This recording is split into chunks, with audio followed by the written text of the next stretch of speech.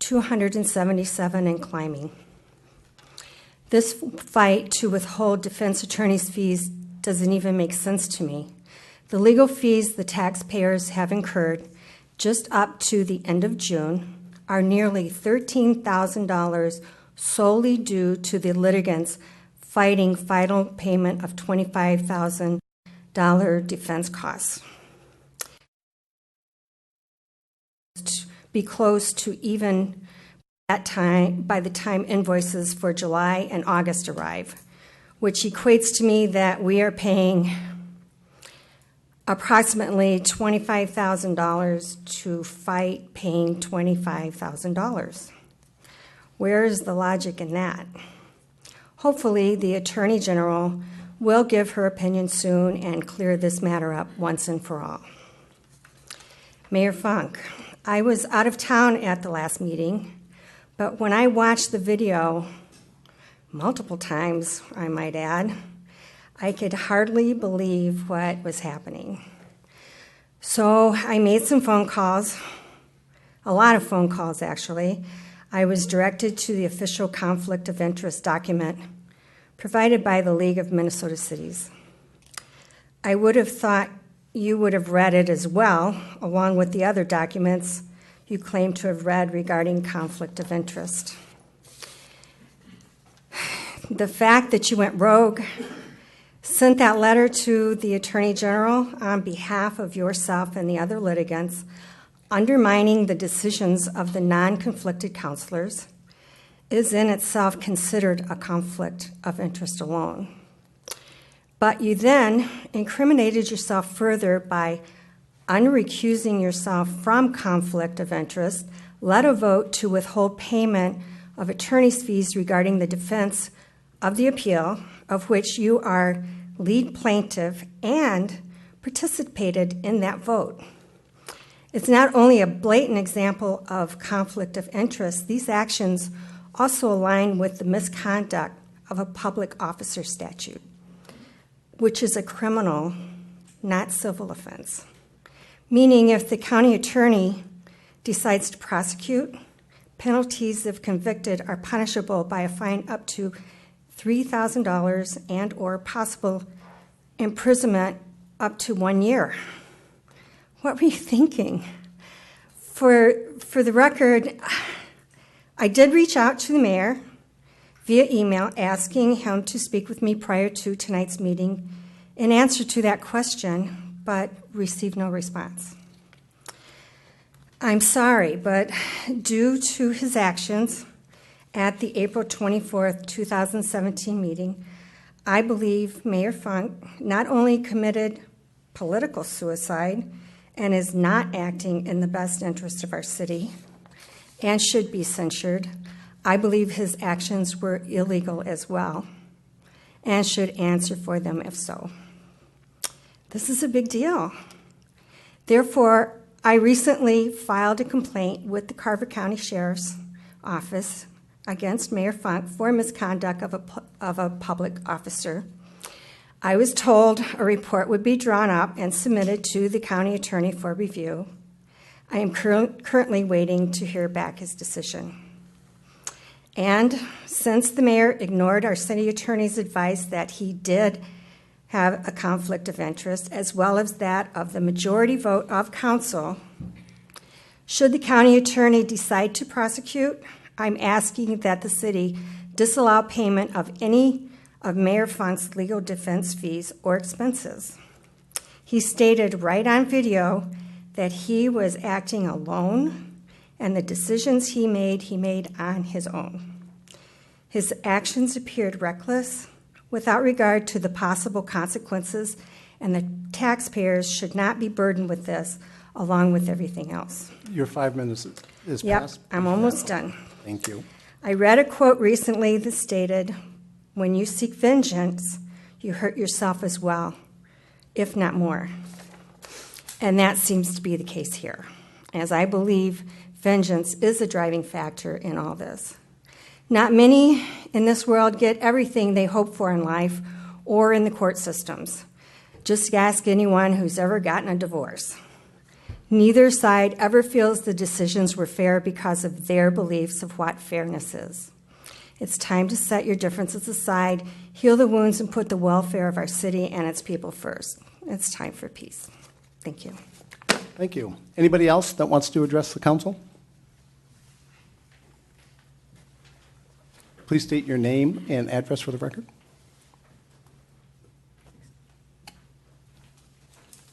Good evening, Ken Goulart, 7970 Acorn Circle. I'd like to talk a little bit more about the city attorney and the conflict of interest. And I think there's been a lot of information being swirled around, and there's a lot of conversation. At the July 24th meeting, city council meeting, I expressed my concern regarding the conflict of interest with Kennedy and Graven. I urged the council at that time to seek alternative attorneys on this matter. This is a significant issue. As part of my presentation, I noted Mr. Vos has repeatedly told a lot of different folks that he had sought from the Board of Professional Responsibility an opinion regarding the conflict. He informed us that the board had told him no conflict existed. Further at that time, I said, well, wait a minute, the board doesn't necessarily, if you follow the process of the board doesn't tell us in a written opinion. Mr. Vos controls the question that he asked and the information that he provided the board. As part of the agenda tonight and the packet tonight, we got a glimpse of what that looks like. Mr. Vos provided the inquiry that he submitted to the Professional Responsibility Board, as well as an email from March 15th describing what the results of that board's opinion was. These materials affirm that he did not address several significant factors or issues regarding the potential conflict of interest with respect to Kennedy and Graven. Despite having a detailed analysis of the potential conflicts in those facts that were provided to him days before he submitted his opinion, he chose to narrowly submit a series of facts and narrowly tailor a question regarding personal conflict. Given the narrowing of the facts he provided and given the narrowing of the question he asked, I believe it's inappropriate for him to represent to the city that he has a formal opinion that conclusively decides that they do not have a conflict of interest with respect to the payments in OML. There was significant information not provided to that board. They cannot make an informed opinion without the information. Given the materials presented that I've seen at this point, I believe the statement to the city staff, the city council, the Attorney General of the state of Minnesota, and the residents was inaccurate. There was a lot of information that he did not put in. He got a very narrow opinion, and he represented to everybody that he had an opinion that conclusively said he did not have a conflict of interest. And that's very much wrong. Even the March 15th memo that he submitted says, if there's more questions, go get clarity. We're not sure. With the information we have, if the attorney still disagrees, we need more information. That was never done. And it's disappointing because it's important for all of us to understand where this is at. And I urge this city council and the city staff to seek alternative counsel to address this particular issue on whether or not what the city is doing with the attorney's fees. Thank you. All right, thank you. Anybody else that wants to address the council? Okay. Next item, consent agenda. Lori? I have no changes to the consent agenda other than I understand Councilmember Vogt would like to remove item A. Yes. I'd like to get the minutes off the consent agenda and approve those separately. I also have a comment on the minutes. Any other items? Any other comments from the council? Okay. At this point, I move we present or approve the consent agenda minus item A, and we'll take that up immediately after the approval. Is there a second? Second. All in favor signify by saying aye. Aye. All opposed signify by saying no. Consent agenda is approved. We'll take up the July 24th 2017 City Council meeting minutes. Councilmember Vogt, since you pulled this off, would you begin? The concern with the present minutes as written is there's a statement or two that have been omitted, I think erroneously, but they have been omitted and they're very germane to some of the agenda tonight. There was a very vivid statement made by Mr. Attorney Vos at the meeting on July 24th, stating that the mayor does have a conflict of interest and should not vote on matters related to the legal fees and such. Now, there was probably several statements, but they were very vivid, and he stated those black and white. Is that true, Mr. Vos? Are you there? I am here, and Mayor and Council, yeah, that's correct. So that, thank you. So that should be included in the minutes. It's a very key piece of information. Please add to the minutes. Attorney Vos stated that the mayor does have a conflict of interest and should not vote. At least put that piece in. Thank you. Councilmember Striegel, you had comments?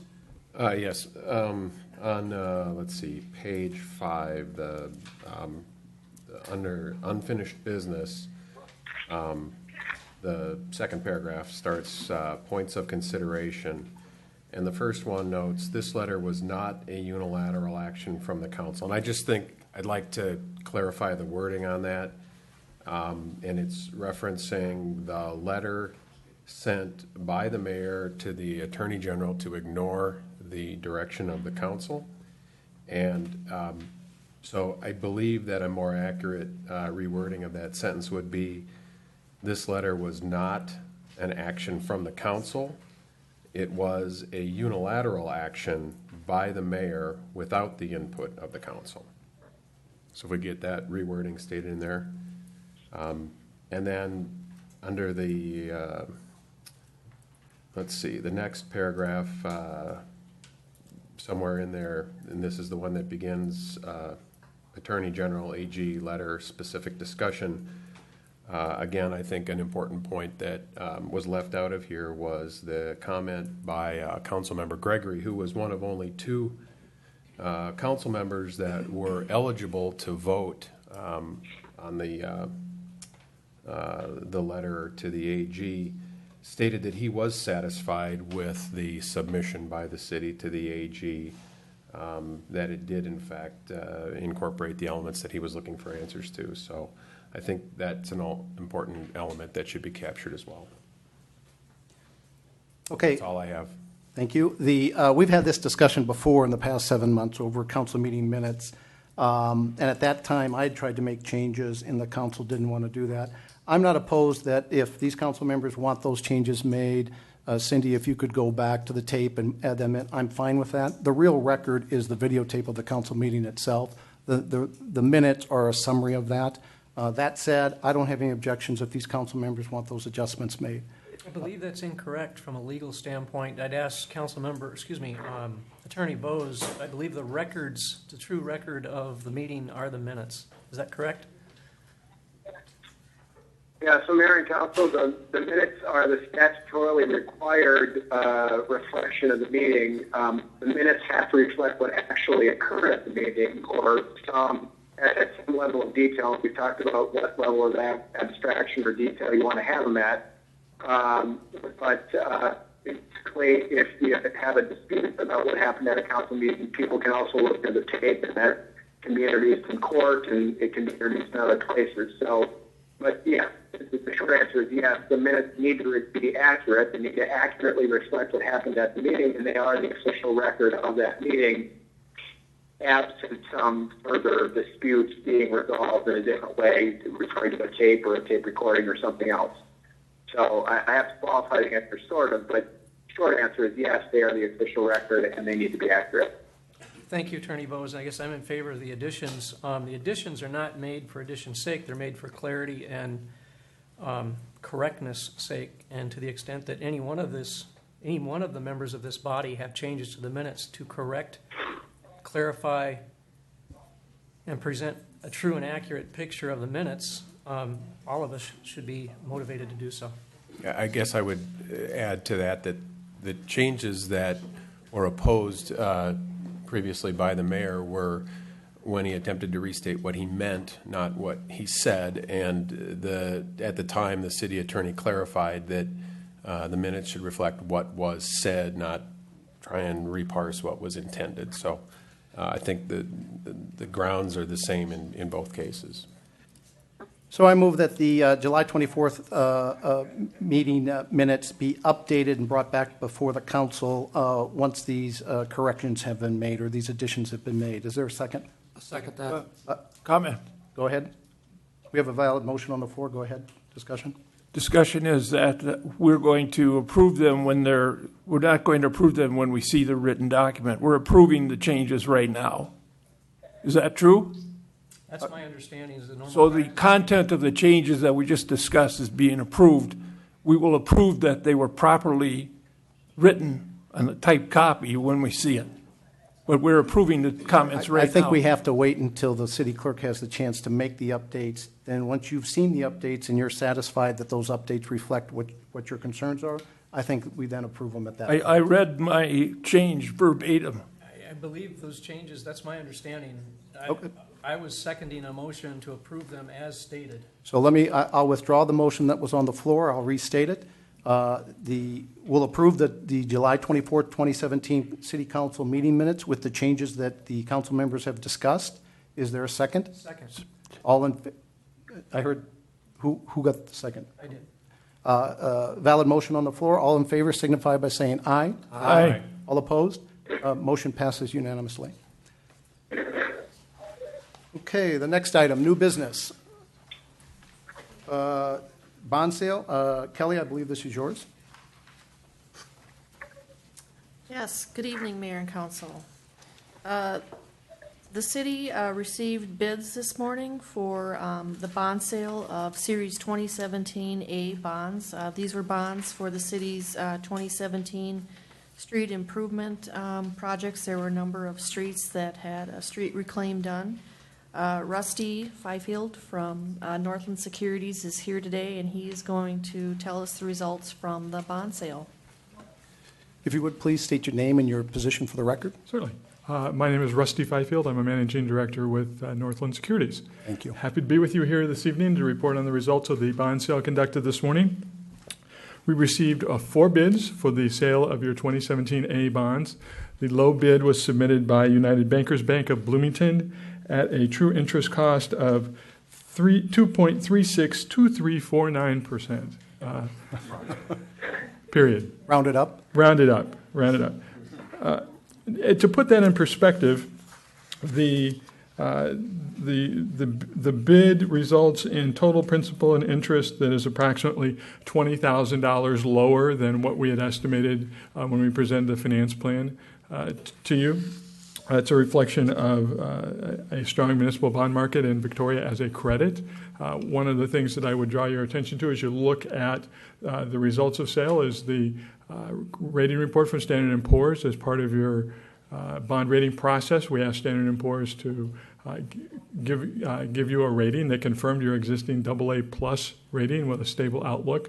What caught my eye in the rating report are the number of things that reflect strong management, strong financial position in the city of Victoria. And so city council and staff should be pleased that that third party looked and said, you're doing a good job as being financial stewards for the city of Victoria.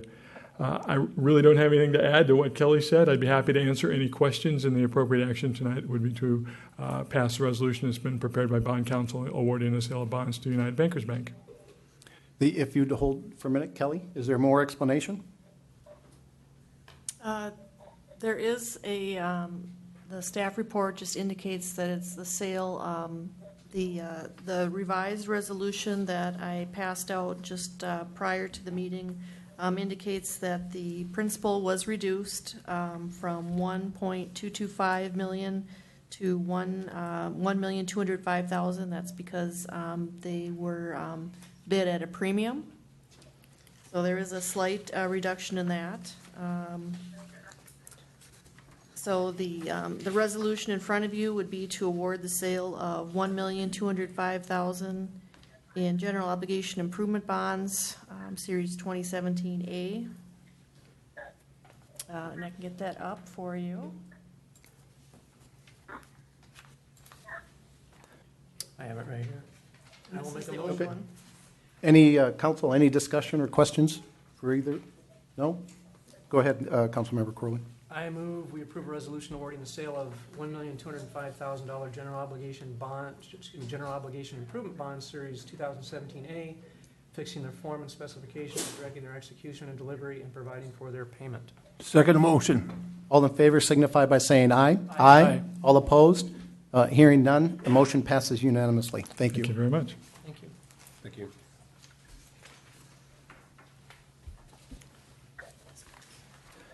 Okay, next item.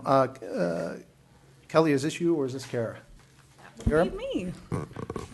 Good evening, Mayor and Council. So you just took action on a 2017 street project item. The next item on the agenda is the 2018 street project, because in case people haven't noticed, summer's almost over, and it's going to be 2018 very soon. So if the city intends to move forward with a street project in accordance with the city's street capital improvement plan, it would be best to get started working on the feasibility study for next year's project at this time. So authorization of a feasibility study is a first step in what's a fairly long process from when we first consider a street project to the time that one actually gets approved for construction. So what we'd be looking for from the City Council tonight is authorization to do the feasibility study.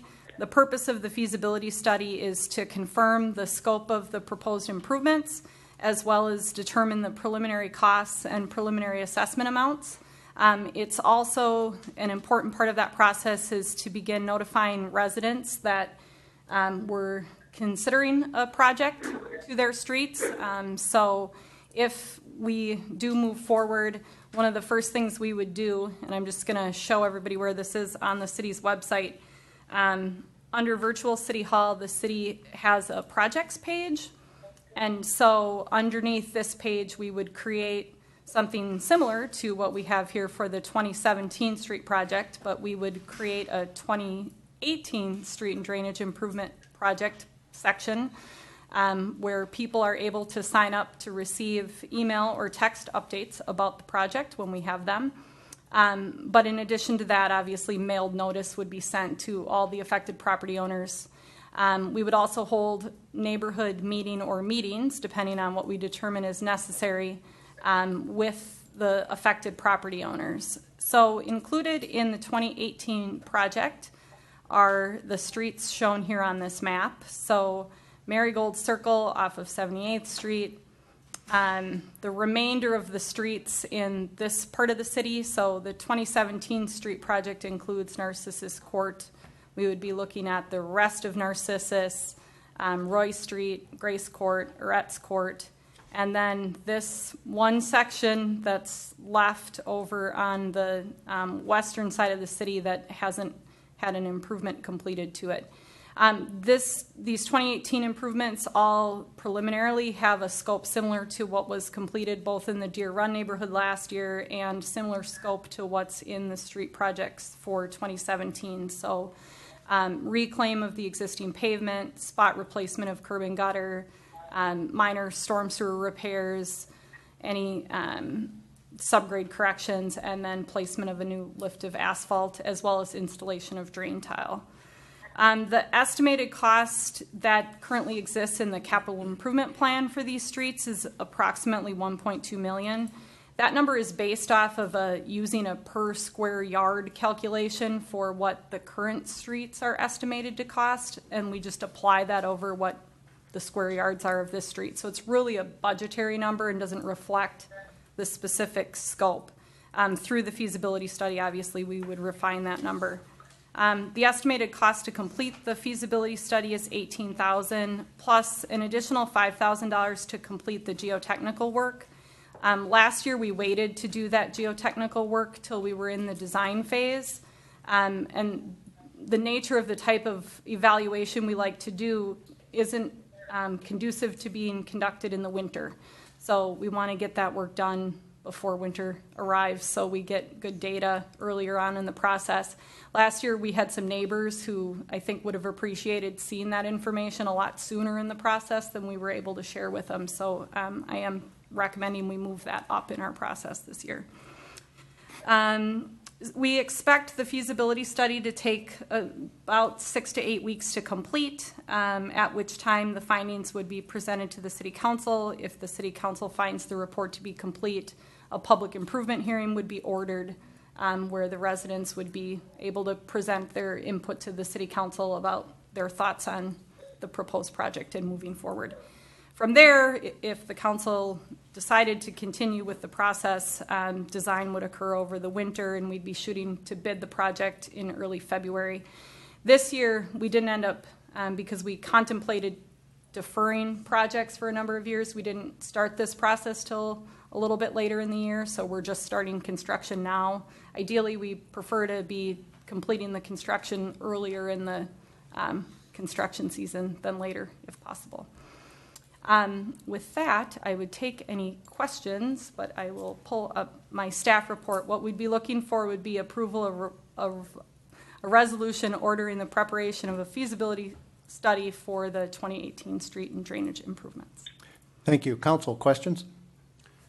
Are you intending to, do you know at this point, if all the streets will be assessed kind of as a single group, or will it be separated out since they're not contiguous? I anticipate that they'll be separated out. When we contemplated the 2017 assessments and how to calculate those, we did look at what the remaining projects were, so we had an idea how we wanted to treat everyone, so we're completing it fairly. Thank you. Council, further questions? Done. Just one.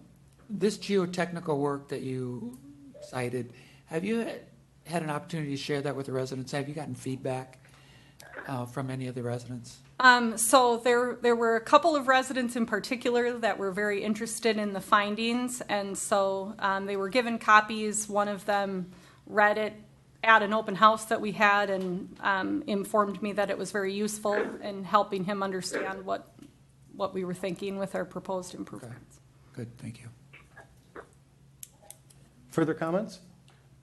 A comment. Are you intending to provide kind of the weekly update emails as you did with previous projects? Yes, with the 2017 street project, we just did our final mailing.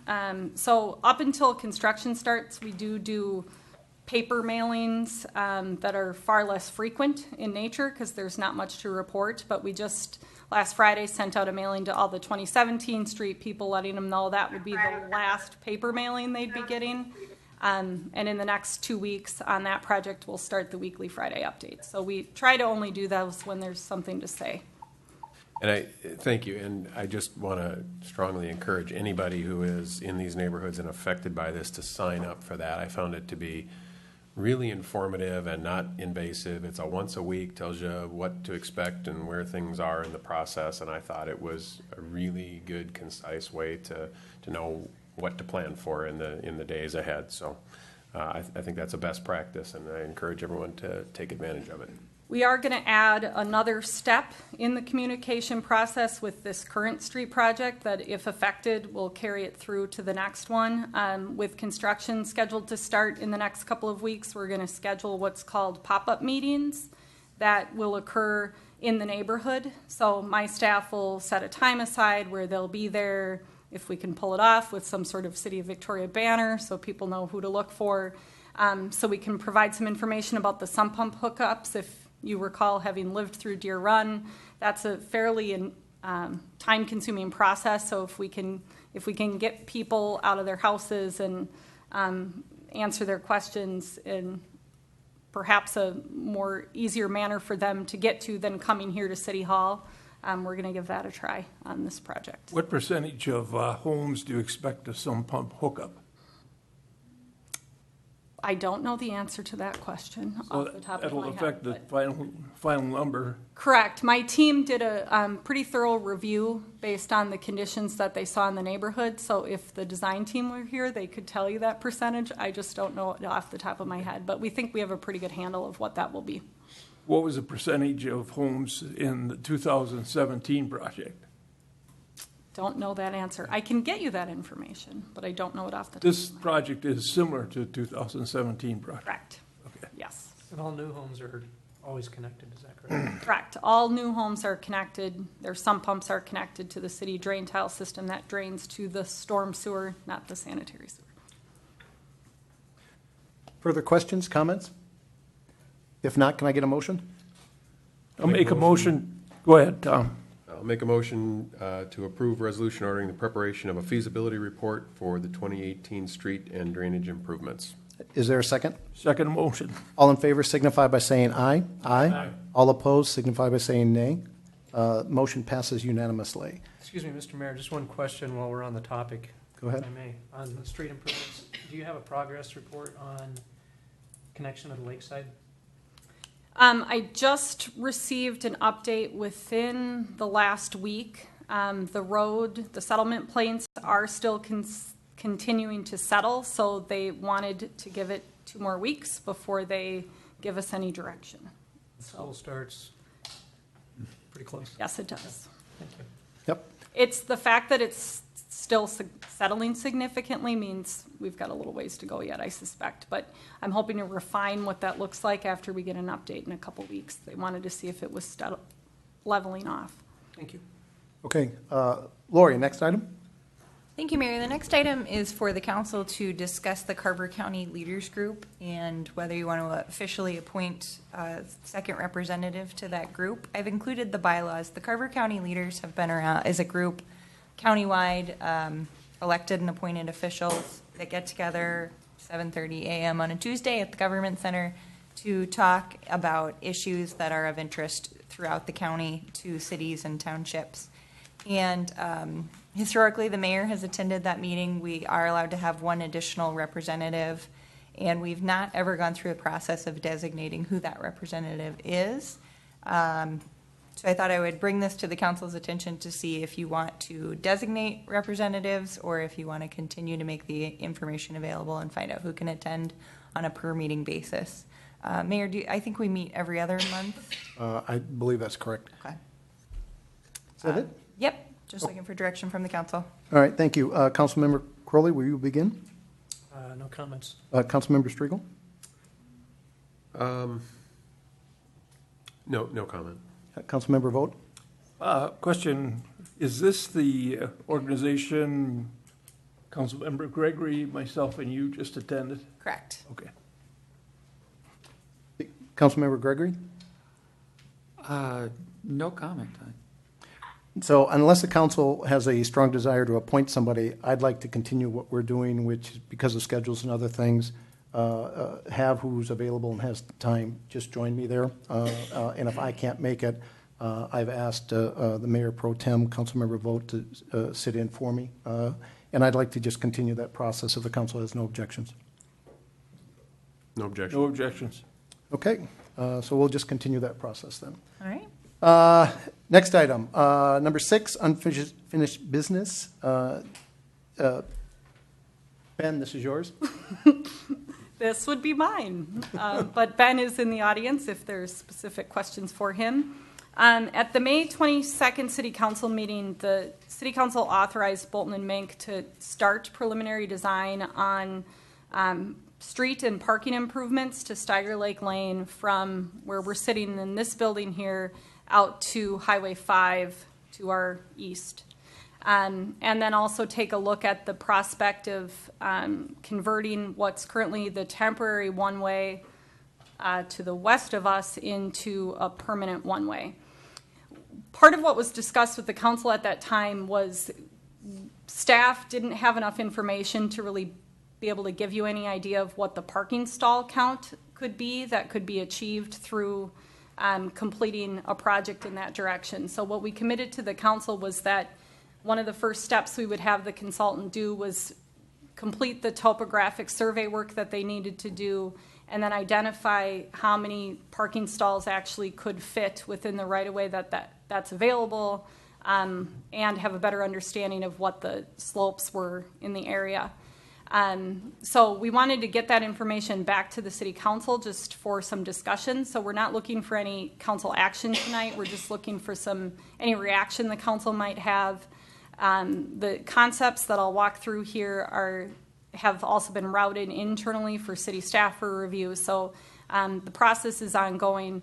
What remains to happen related to preliminary design is once the city staff is generally okay with these concepts, the consultant will be looking at what the stormwater management plan would be for the improvements, as well as any utility improvements that would be needed, and then preparing cost estimates. So we're still on track to bring the results of the feasibility study back to the full council for consideration. We're suspecting probably the end of September, I think was what we discussed. But again, tonight just wanted to get some concepts in front of the city council for some reaction. So the first one I'm going to show you is the section of road from City Hall headed east. So the initial project that would be contemplated for completion in 2018 would be reconstruction of Steiger Lake Lane with the inclusion of 68 parking stalls along the south side of the road. So there would be parallel stalls right out the window here to the left. There's a pretty steep slope, you'll notice, as you drive down the road. So we determined that there wasn't enough space to fit angle parking in that area. But parallel parking stalls, 15 of them would fit through here. And then we would switch to angle parking, and you can see the next section would have 11, and then 18, and then 24 stalls out to the property that currently has the stormwater pond on it. Down at the east end, there's a stormwater pond and a wetland. Included in the project would also be construction of sidewalk along the south side of the road, as well as streetscape amenities. At this time, we wouldn't be proposing to construct parking or streetscape improvements on the other side of the road, because it's anticipated that there's potential redevelopment for a number of these properties along this side. So we wouldn't want to preclude, construct improvements that would potentially have to be ripped out to accommodate whatever potential projects they would need to have happen. Additionally, to construct parking on the south side, it's likely that we would have to acquire additional right-of-way. What? To construct on the north side, we would need additional right-of-way. We don't need any right-of-way to construct what's shown on this plan. We might need temporary construction easements from the adjacent property owners, but we wouldn't need to acquire permanent right-of-way. So again, this plan would achieve 68 stalls. We did have the consultant prepare an exhibit showing how many stalls could exist under ultimate conditions. So when things on the north side weren't so up in the air and we came in and constructed the additional parking, either as redevelopment occurs or at such time as we feel it's warranted, we could achieve 23 additional stalls on the north side. Aside from that, generally the road layout would have a similar look and feel to the other downtown streets. We'd be looking to incorporate lighting, trees, streetscape pretty things that Ben likes. We also would be contemplating burying the overhead power lines that currently run along the corridor. So that would be contemplated as well as part of the project. Contemplated or included? Included. Okay. Yeah. The part I mean for contemplated is during the preliminary design phase, we want to understand the cost. Got it. Thank you. Implication of that.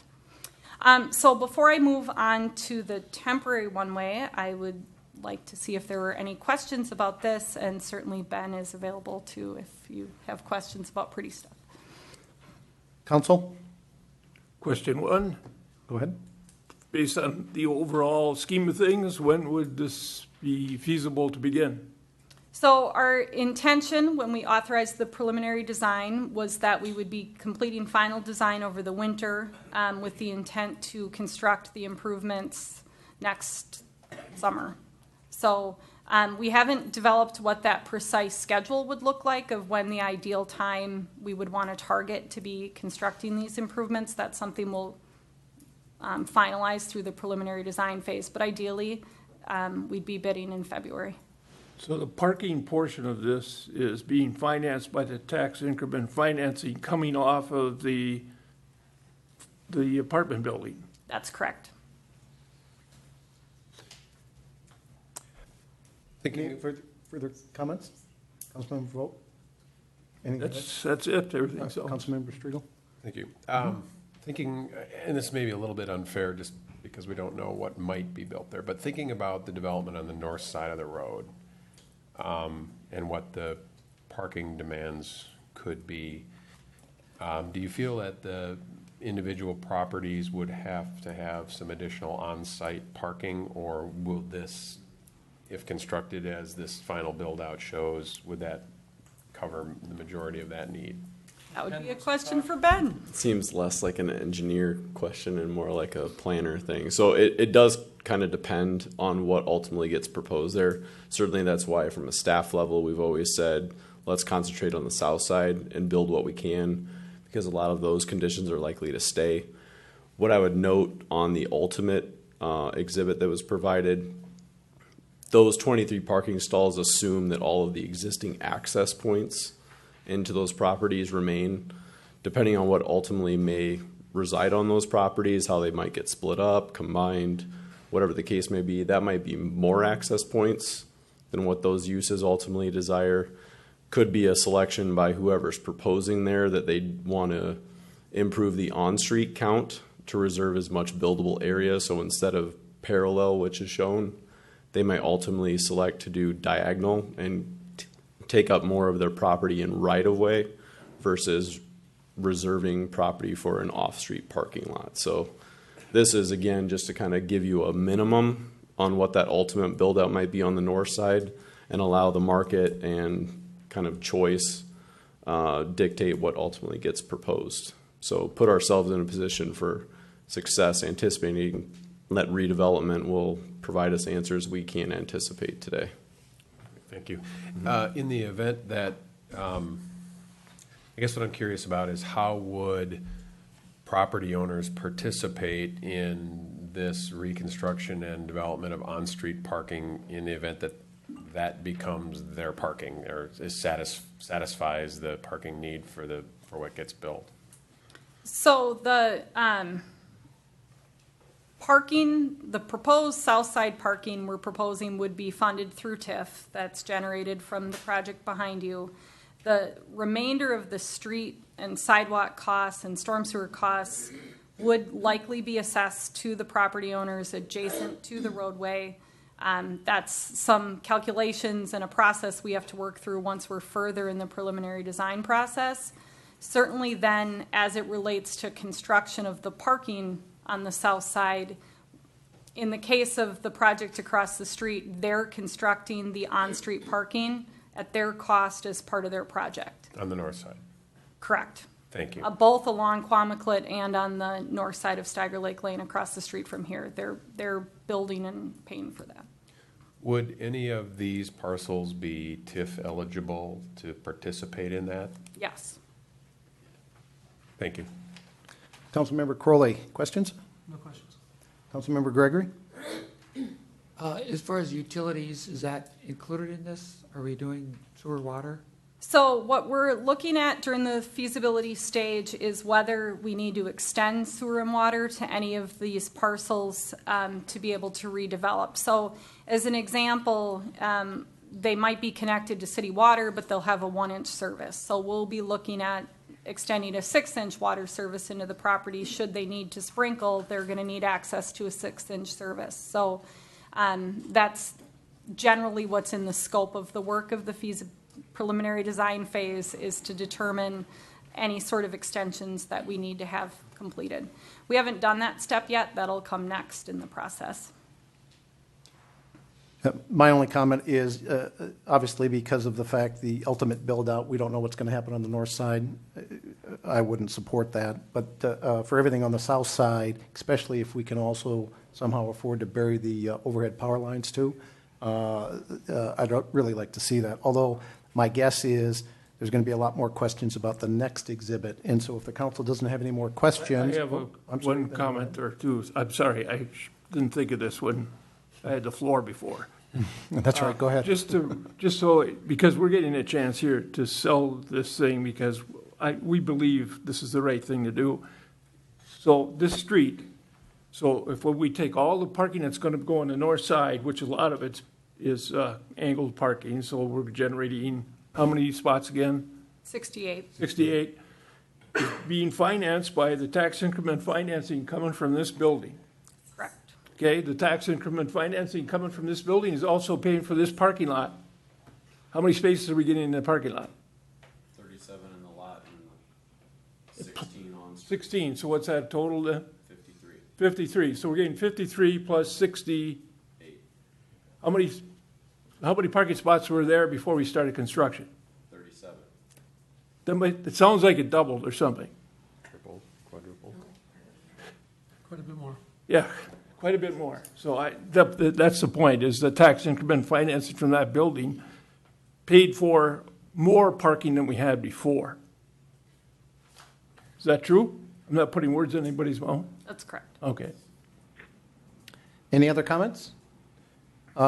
If not, let's move to the one-way exhibit, please. So just a little bit of history on the one-way. So the one-way that currently exists out to our right from here to the west was conceived as a temporary solution to provide some additional parking during the construction phase of all the construction that's occurring around downtown. As it was conceived with the angle parking that's currently out there, there was, of course, concern among staff about how tight it might be. I also was concerned about how long it would take for the idea of it to be temporary one-way to become a permanent one-way. But interestingly enough, it is in place, and we're now taking a look at the prospect of converting it to a permanent one-way. If this is something the city is interested in doing, completing it in conjunction with the street project would be the most efficient time to do it, because we would need to make some minor modifications to the curb line in these areas shown here in orange. Essentially, we'd be creating bump outs in the curb to really define this area more effectively, and also to provide some additional pedestrian crossings and pedestrian area, particularly in this space out here. If you spend out any time at the ice cream shop in the summer when it's warm out and all the kids roll in on their bikes and leave them in various locations like kids like to do, this area right through here can start to get fairly tight. So what the consultant laid out here was 8 parallel stalls in this area, followed by three parallel stalls here, and 2 stalls here. So this, to orient you, this is Vic's, and this is the Victoria House. And then this is the Creamery property here. This would provide an additional 13 stalls if these 2 stalls were actually marked for parking. We've had lots of discussion about the notion of this just serving as a loading zone. Right now, we end up with trucks who are unloading and loading at various establishments, just needing to stop in the middle of the alley or in the middle of the road. So we're contemplating this as a space that they could pull off into. I think it probably would be best, after I'm done talking, for Ben to talk about the feedback that he's heard from the public relating to this.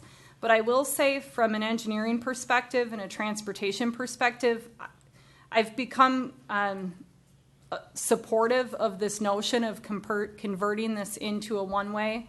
It's extremely effective in calming traffic in this location. So if you recall, it was maybe a year ago when the city council authorized the addition of a stop sign at this intersection to make it a 3-way stop. Part of what caused this intersection to meet warrants is you have this skewed intersection here, and you have a pretty high-use pedestrian facility in the library and, frankly, the ice cream shop, with a lot of kids moving in and around this intersection. And we spent a lot of time looking out our window watching cars roll through that stop sign because they're in a hurry to continue on their way to wherever they're going. The one-way has been effective in changing that dynamic significantly because cars are turning in order because they can't go through here, and the cars that are coming this way are having to move quite a bit more slowly because you have all these parked cars on either side of them. They just can't fly through there as quickly as they could when it was a two-way. So that's just a perspective from an engineering perspective, which of course there's more to it than that. But I'm going to look to Ben to comment on the public feedback he's received. As the council will recall, when we authorized preliminary design, there was a resident that had spoke up primarily out of just thinking about the context of what the parking that's been in place has done in terms of atmosphere for those that dine out either outside at Vic's or at Victoria House, in obstructing that continuous view from the outdoor dining to the lake. So in addition to providing kind of that functional aspect that Kara hit on of those two spaces that would be directly in front of Vic's and Victoria House becoming a loading zone, getting those trucks off of the street and not obstructing through traffic, certainly also stands to reason that that space, while being functional, would also, because of the time where it would be used, it would get turned over quite often, so that obstruction would not be continuous. We wouldn't have people parked there throughout the day.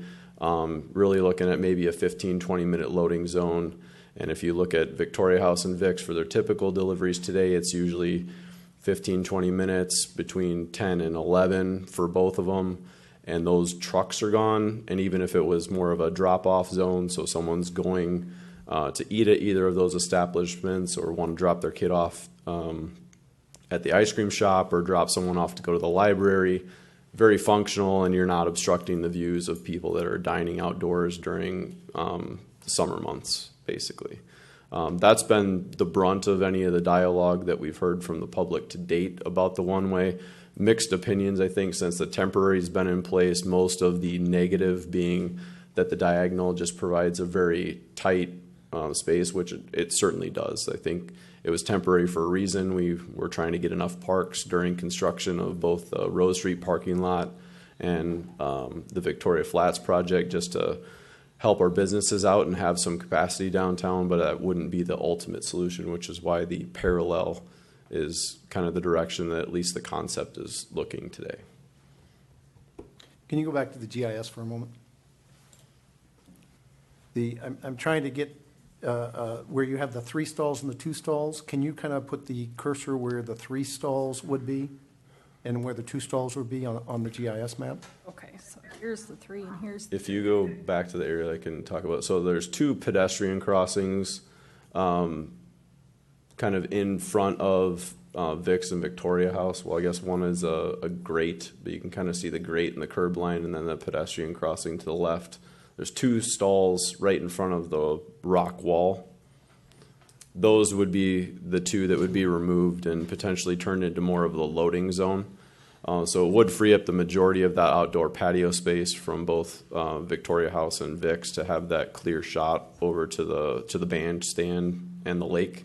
And then the other 3 would be between the actual pedestrian crossing. So if you can scroll a little bit to the left, Kara, you can kind of see the pavers through the roadway are the 2 crossings. So there'd be 3 stalls in that increment. And then when you get past that, that's where the 8 would be? The 8 would be around the bend towards that first pedestrian crossing at the alley. And these diagonal parking on the south side would remain? They're not That's being correct. changed, right? Okay. Thank you. Okay, anything else? No, and we don't necessarily need a specific decision in this regard, but it would be helpful to have some feedback if it's something we should. Our next steps really for this step would be figure out what the costs are, so it isn't a large increment. The council certainly could wait to make a decision until we get to final design. We wouldn't need a decision tonight, but any feedback would be appreciated. Got it, thank you. Councilmember Crowley, would you begin? Personally, I'm in favor of the one-way streets, definitely not the diagonal parking. But I'm mindful that it would be to our benefit, and I'm thinking, there's Lori, if, have the city manager conduct an ad hoc survey of the citizens, something you've done in the past to gather their input. The only comments that I've heard on this are negative. And so even though I'm in favor of it, I want to be mindful of what the citizens would like for this. The other issue that I have, at least with the current design, is riding a bicycle down there. There are cars parked where you cross the curb, so you can't cross the curb unless you do it up here by Kid Talk, and then you're causing challenges for people that are walking on the sidewalk and trying to get on the bike path. I think that's it. Councilmember Striegel. Thank you. So I would not support a design that is anything more than a drop-off or a loading zone across from Vic's and V House. I think that makes sense to do that. But again, with the idea, I did receive a fair amount of feedback, and again, most of it negative, but specific enough, and the conversation allowed me to kind of focus my comments to what would, I think, satisfy most people who did comment, and that is that second bump out from the east. If that moved one spot further to the west, so it became 2 stalls over there, and then the loading zone, so that there was no permanent parking in front of either the V House or Vic's, that would be, I think, again, from the feedback I received, the most acceptable use of that, and keeping those views intact. I think that would be very valuable. Okay, thank you. Councilmember Vogt? Had quite a bit of feedback on this. The typical feedback is get rid of the diagonal parking because it's very scary to see a Ford F-150 in front of you as you're coming down the road trying to squeeze through. So I support getting rid of the diagonal parking. I have mixed feelings on the one-way because there's a traffic snarl, if you will, but I understand it. It does work well in some respects, so I could live with one-way. And I support the loading zone. I've seen the trucks sitting there, so a loading zone would be good. And I'd also support less parking in front of the restaurants because there's a lot of walking back and forth, a lot of pedestrian activity. It would be safer if you got rid of most of the parking in front of the restaurants. But in general, fully support this. Thank you. Councilmember Gregory? I agree as well. I do like the one-way. To Councilman Striegel's point of moving that bump out, that second bump out, then we're creating a bigger loading zone. Would that be the scenario? My thoughts, if that bump out stays there, then there's no cars there, and that's kind of in the middle of Vic House, and that opens up the center towards the lake. I think that's kind of the goal, is to minimize the impact of cars parking there. But and if we keep the 2 spaces for loading and unloading, that seems to make sense.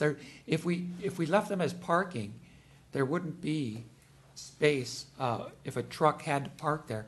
That would completely block the street, right? If we left those 2 spaces as parking. Correct. We'd have the similar scenario that we have today. Right. Which is not good. Right. Yeah, and let me just clarify. My intent was to open up that space, not to create a bigger bump out? Either create a bigger bump out or a larger loading zone, but nothing that would be permanent. Fair enough. Right, to keep the views open. Okay, anything further? Councilmember Gregory? I'm fine. I'm not opposed to the 8 stalls, but I would like to see both the 3 stalls and the 2 stalls removed. I'd like to see that entire area remain pedestrian only, with a couple of caveats. One being, I do think that we need to have a drop-off for the restaurants, and I would prefer not to see the loading dock there with the trucks. I'm wondering if there's another place like behind Vic's and behind Victoria House, if that is possible. I don't know if it is, or along the side of the apartment building. And the reason behind that is there's a lot of foot traffic, bicycle traffic back and forth. And if that car or a truck is there loading and unloading, it interferes with the sight line. So I don't know if you've looked at that. I don't know if that's possible or feasible. But I'd like to if we could do it, I'd like to keep that entire area open so people can freely go across and there's no sight lines. So that's my comment. Councilmember Vogt? Everything I said before, plus I think the loading zone is probably good because it's less than an hour a day, probably. So it's not going to be used that much. So it is going to be clear space in front of the restaurants. And again, there's a lot of pedestrian activity, so reducing the parking in that area is a good thing. Mr. Mayor, may I one more comment? Thank you. Go ahead. Your comment, Mayor, triggered a thought that it would be very helpful to understand if we look at this project and the possibility of reducing the parking spaces in front of the two restaurants. I'd like to understand the cost per parking space overall of the project comparatively to if those spaces are there. My concern is that if we remove those parking spaces, we may be spending more than we should on parking spaces for that area. Go ahead. Another comment, and I forgot to, sorry. So the consideration of this as a permanent one-way, I wonder, I'm interested to understand what we've done to think about and understand traffic flow once the Victoria Flats is fully occupied and we have additional traffic coming in and out of downtown. Certainly. So we've been giving some thought to those traffic patterns, and if you might recall, we are doing some traffic analysis about where the traffic generated here with all the redevelopment occurring, where it's going to enter 5. We have some preliminary results of that study done, but we're waiting for the Carver County Transportation Model to get finalized to make sure that we have the best data available. Certainly, I'm hoping that information is available as we move closer to having to make any sort of final decision relating to the one-way. So we have feedback on how that is affected. Okay. I think it will be an important thing to make sure we have that before decisions are made. I think it would be incomplete if we move ahead without that. One final comment. I did hear somebody in the audience ask about getting the fire truck through. Has anybody talked with Chief Higler about that particular question and getting it through that corner? Yes, the plans have been routed to the fire chief for input, and so we're looking with him at what sort of access he needs, any turning radius concerns, and that certainly will be incorporated into any final design. Obviously, we need to make sure we maintain safety. Okay. Council, final comments? Do we have any anticipated need for any easements or any land acquisition from property owners adjacent to this? The one-way? The one-way in particular, but in general? Nothing related to the one-way is anticipated. The improvements we would need to make would occur within the road. And then as it relates to the Steiger Lake Lane project, we have adequate right-of-way to construct what we're calling the initial improvements, though may need some temporary construction easements from property owners and would have to work through that process as part of the project. Thank you. The diagonal parking that's in front of the creamery, that's still there, right, in this scenario? Correct. Okay. That exists today as permanent parking and isn't proposed to be removed. Okay. Okay, any other comments? Okay, thank you. Thank you. Lori, next item. The next item was added to the agenda at the request of Councilmember Vogt. I did prepare a short staff report outlining how members of the public could provide feedback and what the terms in question mean.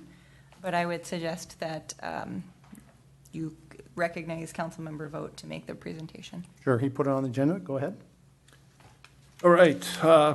Basically, due to the events at the previous meeting, the June 24th meeting, there was quite a bit of frustration and consternation because of what happened, and what also happened right before that meeting on June 20th, where June 19th, where we sent a letter to the Attorney General, and a letter that was authorized by the council.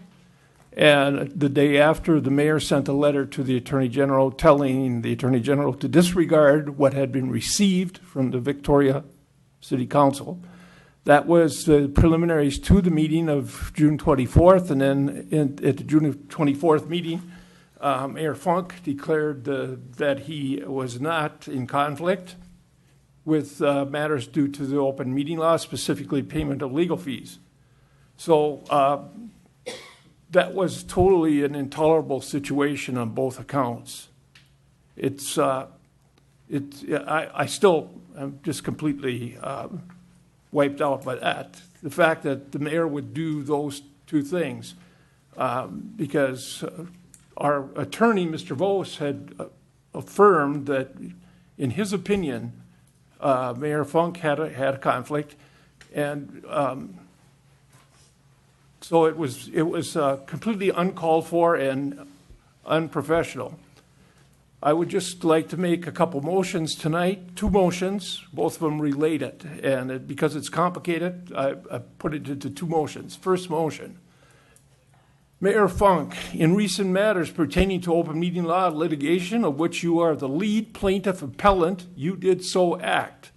On July 19th, 2017, the City of Victoria, as authorized by the City Council, issued a letter to the State Attorney General requesting an opinion on matters pertaining to the payment of defendants' legal fees. On July 20th, 2017, the day after, you sent an unauthorized letter, to the Attorney General's office directing them to disregard the city's request.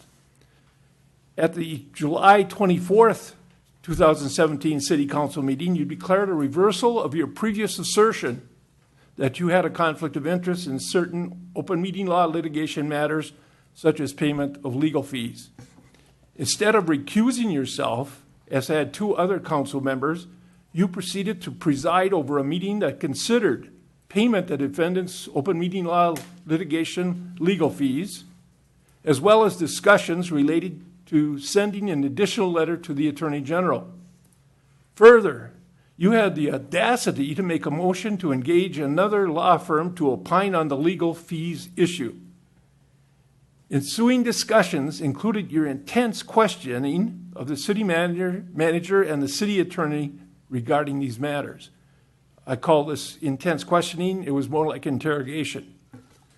During the course of the meeting, City Attorney Vos advised the council in no uncertain terms that, in his opinion, you absolutely have a conflict of interest and should not vote. After the 2 recused council members returned, the council entertained a motion that you, indeed, do have a conflict of interest. The motion passed 3-1-1. Your actions show egregious and blatant disrespect for the office of mayor, fellow city council members, and city staff.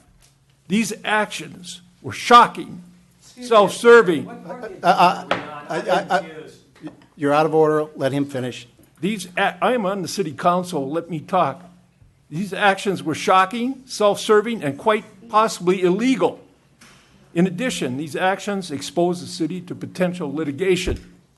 Having summarized the events and circumstances, I hereby make a motion to censure Mayor Thomas Funk. Is there a second? Second.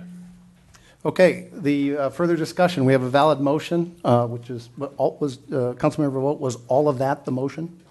That is the first motion. Okay, but all of what you read was Yes, the motion? that is the Okay, motion. so we have a valid motion on the floor. Discussion. Councilmember Crowley?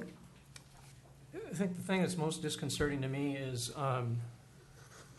using Councilmember Vogt's terminology, to which I agree, was the interrogation of our city manager. I saw that as wholly unacceptable. And that was things going downhill from there. That's all I have to say. Councilmember Strigel? The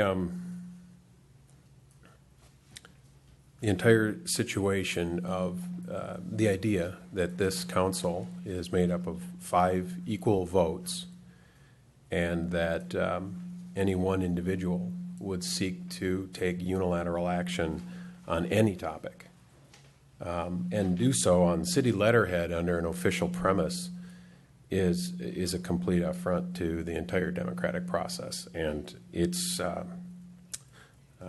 just unacceptable. Okay, thank you. Councilmember Gregory? Mayor Funk's actions the last meeting, they were extraordinary. He had a conflict of interest all year long, and now 8 months later he doesn't. So it was unusual. The whole notion of conflict of interest, as it's always been explained to me, it's always, you can get an opinion, you can you can weigh in, but ultimately that decision always lies with the body, the council member or the mayor themselves. And that was, from a legal standpoint, I'm not an attorney. I can't weigh in. That was my opinion. That's why I abstained, because I'm not an attorney. And whether the mayor has a conflict of interest, I can't say for sure. I've got a stack of letter here from Alan Kildall and one from Professor Painter that Mr. Vos has a conflict of interest. Again, I can't weigh in. I can't determine that. Those are legal issues, and from that perspective, I simply feel like I can't weigh in. Okay, anything further? Okay. I have one more comment to some of the comments I heard. There's an obfuscation that's going on here. Someone came up in a forum and started talking about the fact that our attorney, Mr. Vos, has a conflict or doesn't have a conflict. That has nothing to do with the fact that Mayor Funk has a conflict. So this obfuscation needs to stop. We're talking about Mayor Funk's conflict, not Bob Vos's conflict. So don't get it screwed up here. We're talking about the mayor, not the attorney. Okay. I already knew at the time when I removed my conflict that I was not conflicted. And today at 3 o'clock, I received it too late to include it in the packet. I received a formal written opinion from my attorney that I hired myself, stating that I do not have a conflict. When I looked at what Mr. Vos sent to the Board of Professional Responsibility to get his opinion, it was clear to me that key material facts were omitted, namely the fact that Kennedy and Graven is under potentially the threat of legal malpractice based on statements the defendants made in court. Point of order, Mr. Mayor. No, you're out of order. This is my turn. But you're deviating from the topic, sir. No, I'm not. In relation to this, the reason I bring that point up is, in fact, when I requested my conflict of interest evaluation, I, in fact, told my attorneys the entire story. I'm going to make this available to the city clerk, to the press, the Victoria Gazette, and I'll leave copies tonight with the city manager. In this letter, my attorneys clearly articulate the entire scenario, including the fact that I'm a lead plaintiff. They go through the background, they go through the analysis of the issues, and the question they answer it is, do you have a conflict of interest that prevents you from taking part in any discussion or decision related to the city's payment reimbursement of legal fees incurred by the defendants in the OML suit? That's the issue. Without going through and reading you the entire analysis, but I'll make sure it's available for anybody that wants to read it. Here is the conclusion of my attorney. We conclude that you, as the mayor, do not have a conflict that prevents you from discussing or voting on whether the city council should pay invoices related to the defendant's legal fees in the OML suit. You, as a member of the city council, have the duty to represent the city as you see fit, within applicable laws and regulations. Acting as a fiscal steward toward expenditures, the city council is certain. acting as a fiscal steward toward the expenditures of the city council is certainly in your discretion as a member of this body.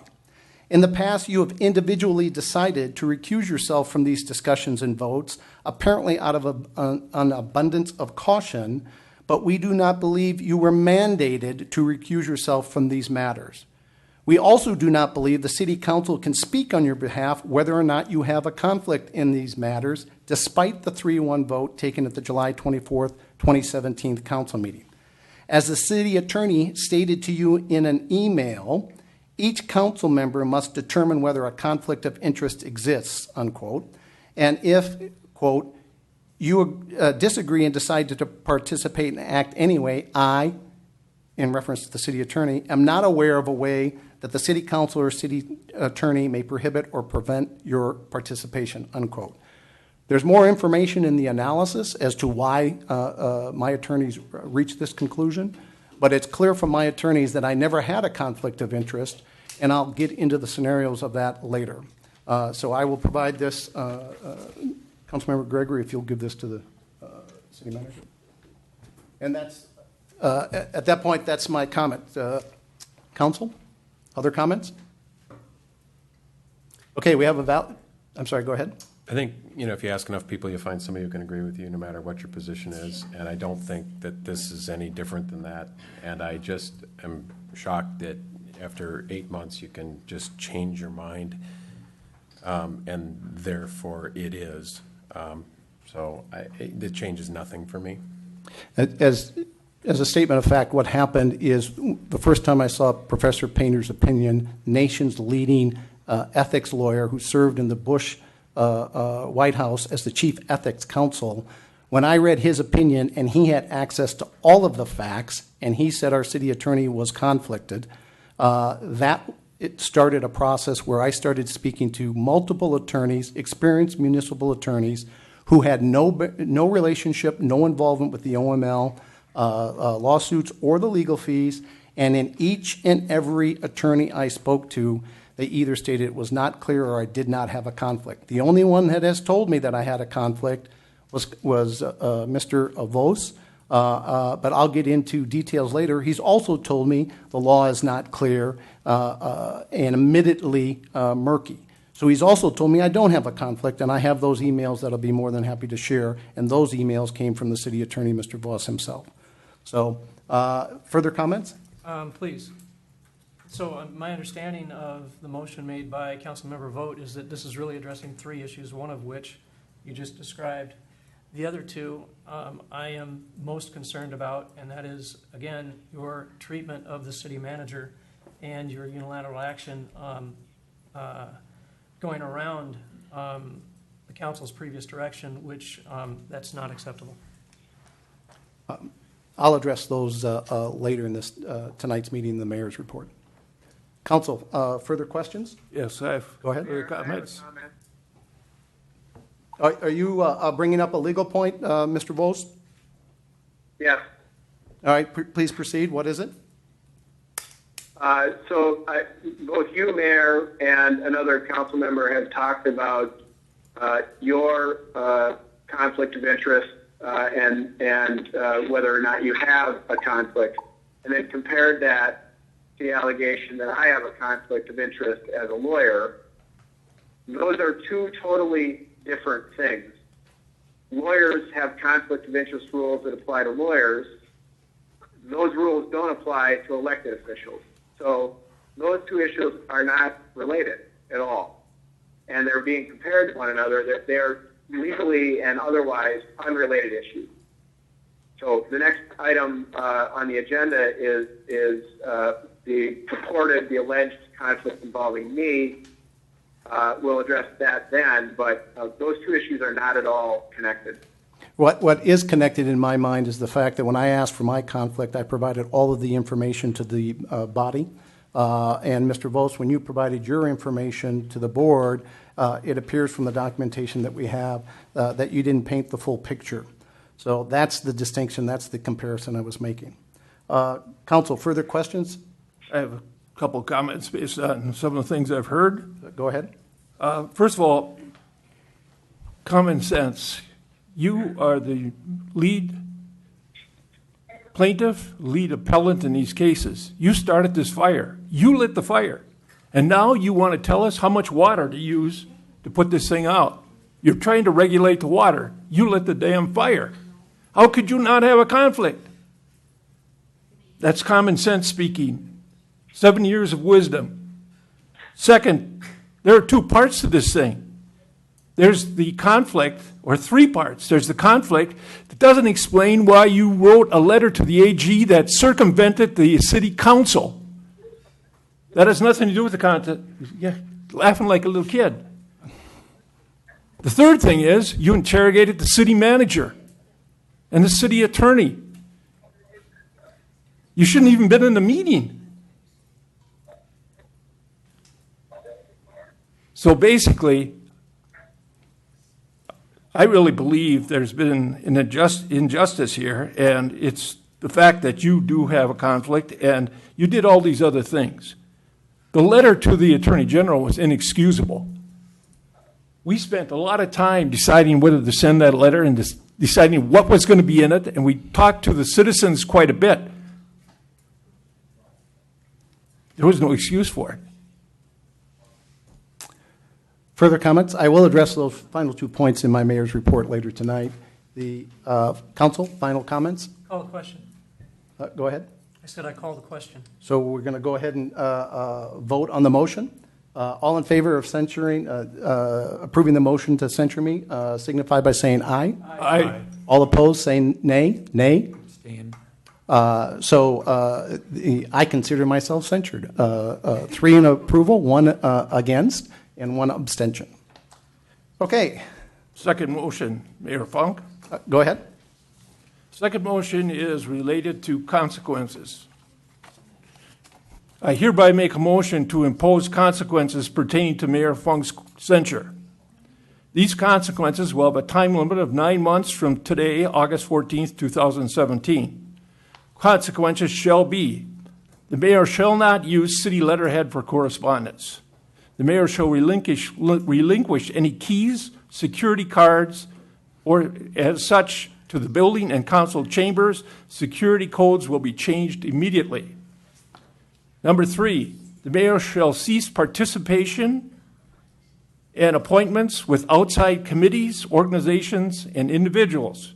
This includes business leaders and developers. Fellow city council members and city staff will assume these duties.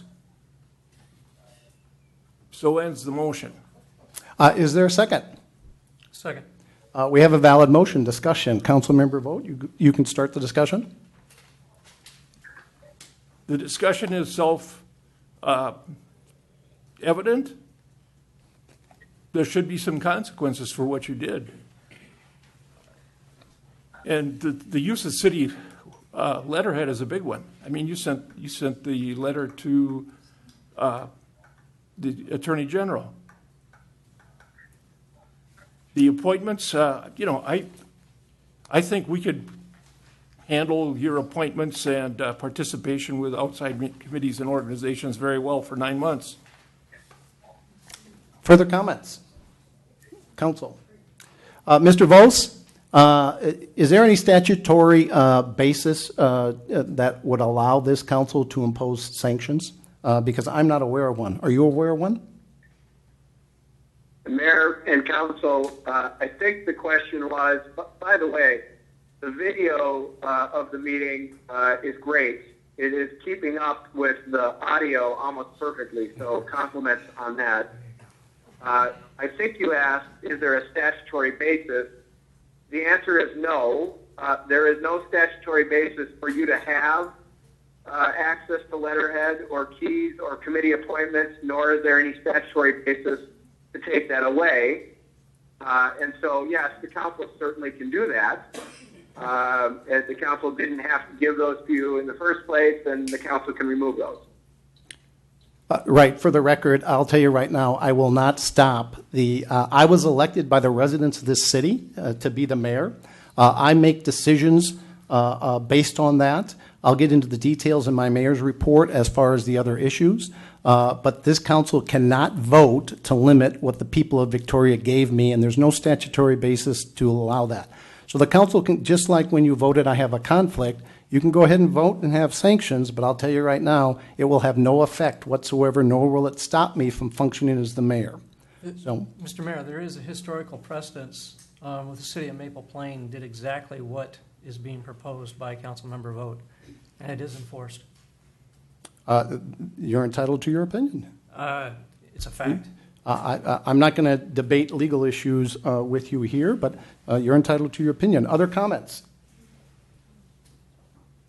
Okay, we have a valid motion on the floor. All in favor signify by saying aye. Aye. Aye. All opposed signify by saying no. No. Motion passes 3-2. For the record, I will not adhere to that. Okay, was there another motion? No. Okay, next item, update on legal issues. Lori?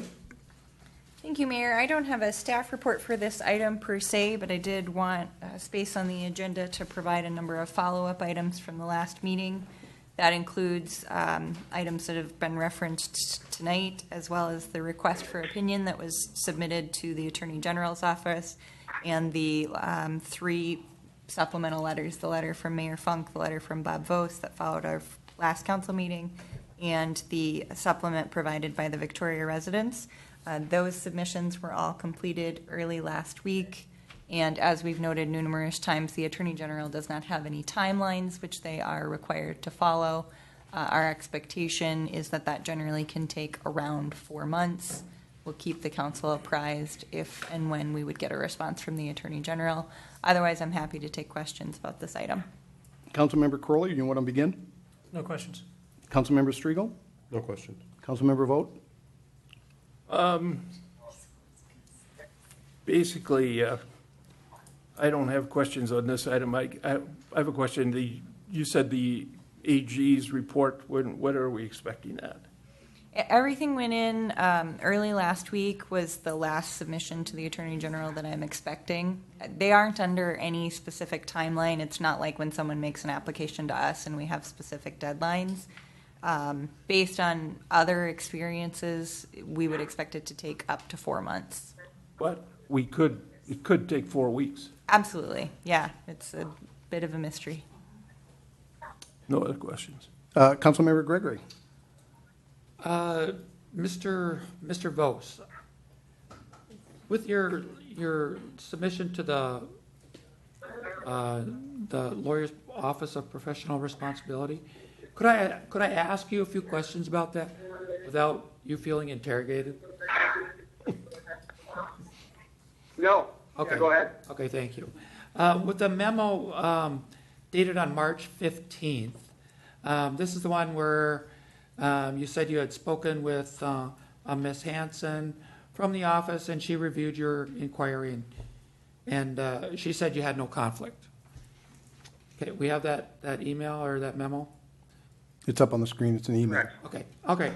And then on the third paragraph, it just said, it suggests, Ms. Hanson suggests that if the other attorney still believes that there's an issue, he would need to restate it more clearly. She suggested that you invite Mr. Kildall to weigh in on that. Did you invite Mr. Kildall to weigh in on that? Yeah, Mayor and Council, I did. So Mr. Kildall raised my alleged conflict in a letter to Lori, directed to Lori and to me, of March 10th. He set out the basis for that alleged conflict.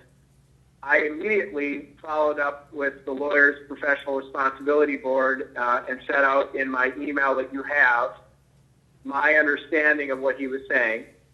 I got the response that you see in front of you.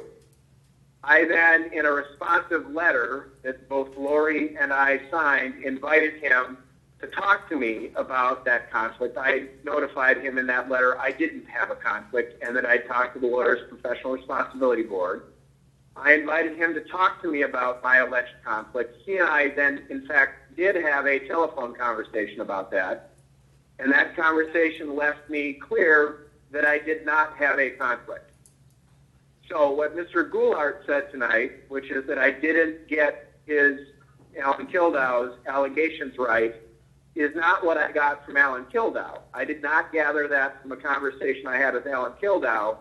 So if Mr. Goulart now would like to set out some other set of questions, I'm happy to submit them to the Lawyers Professional Responsibility Board. I must tell you, it's unusual, it's quite unusual for a client to be asking their lawyer to put in writing conversations between that lawyer and the Professional Responsibility Board, but I understand obviously what's going on, the backstory here, so I'm happy to do that. If Mr. Goulart would like to put in writing or call me and tell me what I missed, I'll be happy to submit that. But Mr. Kildow didn't set me straight about that. He and I had a conversation about my alleged conflict, and I left that conversation knowing I had asked the right question of the Lawyers Professional Responsibility Board. Okay, so you did tell Mr. Kildow that you were directed to invite him to weigh in? Is that true? Yeah, the representative at the Lawyers Professional Responsibility Board said there was no conflict alleged, as I described it, and so if I was getting it wrong, the lawyer that was alleging I had the conflict could clarify that for me. And Alan Kildow and I did have a conversation, and there was no clarification. There was nothing more that I had to add to the Lawyers Professional Responsibility Board. The question that I posed in my email was correct, based on my conversation with Mr. Kildow. So maybe I didn't get it right. Maybe Mr. Kildow didn't explain it to me in a way that I understood, and maybe Mr. Goulart can do that now, and I'm happy to go back to the Lawyers Professional Responsibility Board. Okay. All right, and then further down on your actual application, it says citing MRPC rules 1.4 and 1.7. So you're referring to Mr. Kildow's letter from March 10th, is that right? That is correct. Okay, thanks. And then you go down to the next paragraph where it says question. In the last sentence, it says the alleged personal interest that causes me to give this advice is that the city council will terminate me or my firm unless you advocate for paying the council members' legal cost. That is what it says, and that's what I gathered from Mr. Kildow's letter. That's the nature of the conflict he was alleging, as I understood it. Okay, I looked at that letter, and there's a section that specifically addresses this, and I couldn't find anything in there that talked about the threat of terminating you. I've kind of followed this thing from day one, and I think the notion that's been bandied about is that you may have a conflict, or your firm, Kennedy and Graven, because during the trial, it was always alleged that the only reason that they were in trouble, much of the reason they were in trouble, was because of the bad advice that they got, or lack of advice from Kennedy and Graven. And I thought the real reason, this is just me, was that the reason that you were supposedly advocating to pay the fees was to try to minimize or reduce the risk of a malpractice lawsuit against Kennedy and Graven.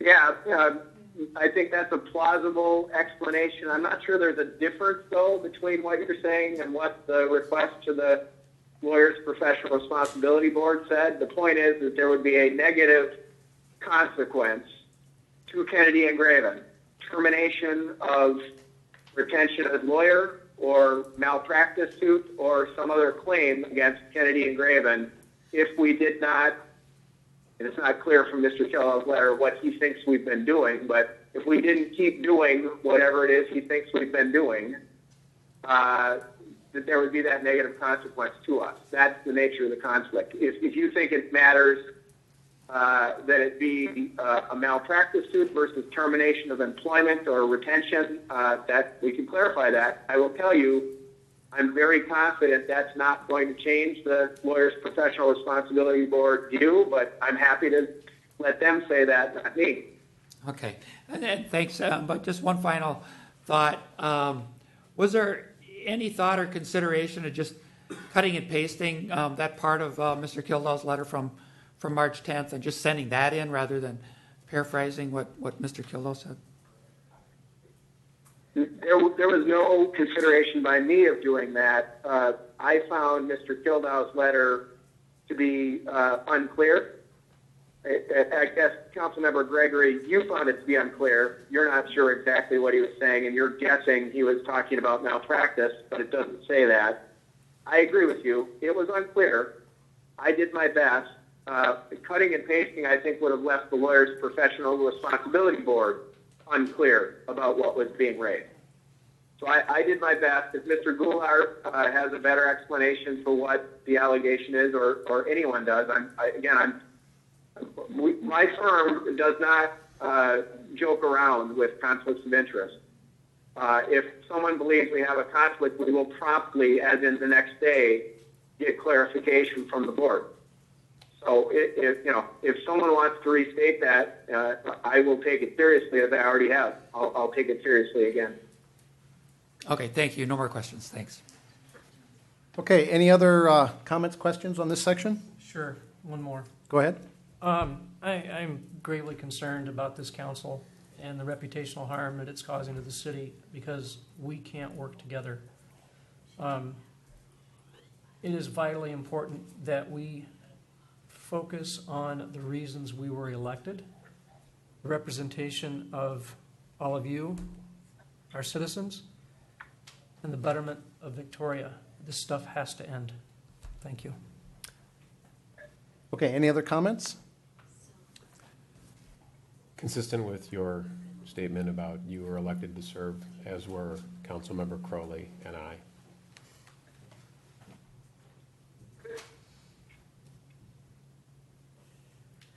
That's all. Oh. You were unclear. All right, unless there's other comments. I have one other comment. Go ahead. A thought as this discussion has ensued. Council members Crowley and Strigel are highly effective, experienced, intelligent, and honest people. Despite what's happened with the open meeting law, these are effective counselors that are on this bench right now. And what this lawsuit, the appeal, is designed to do is to abruptly remove them and replace them without election by the minions of Mr. Funk. So basically,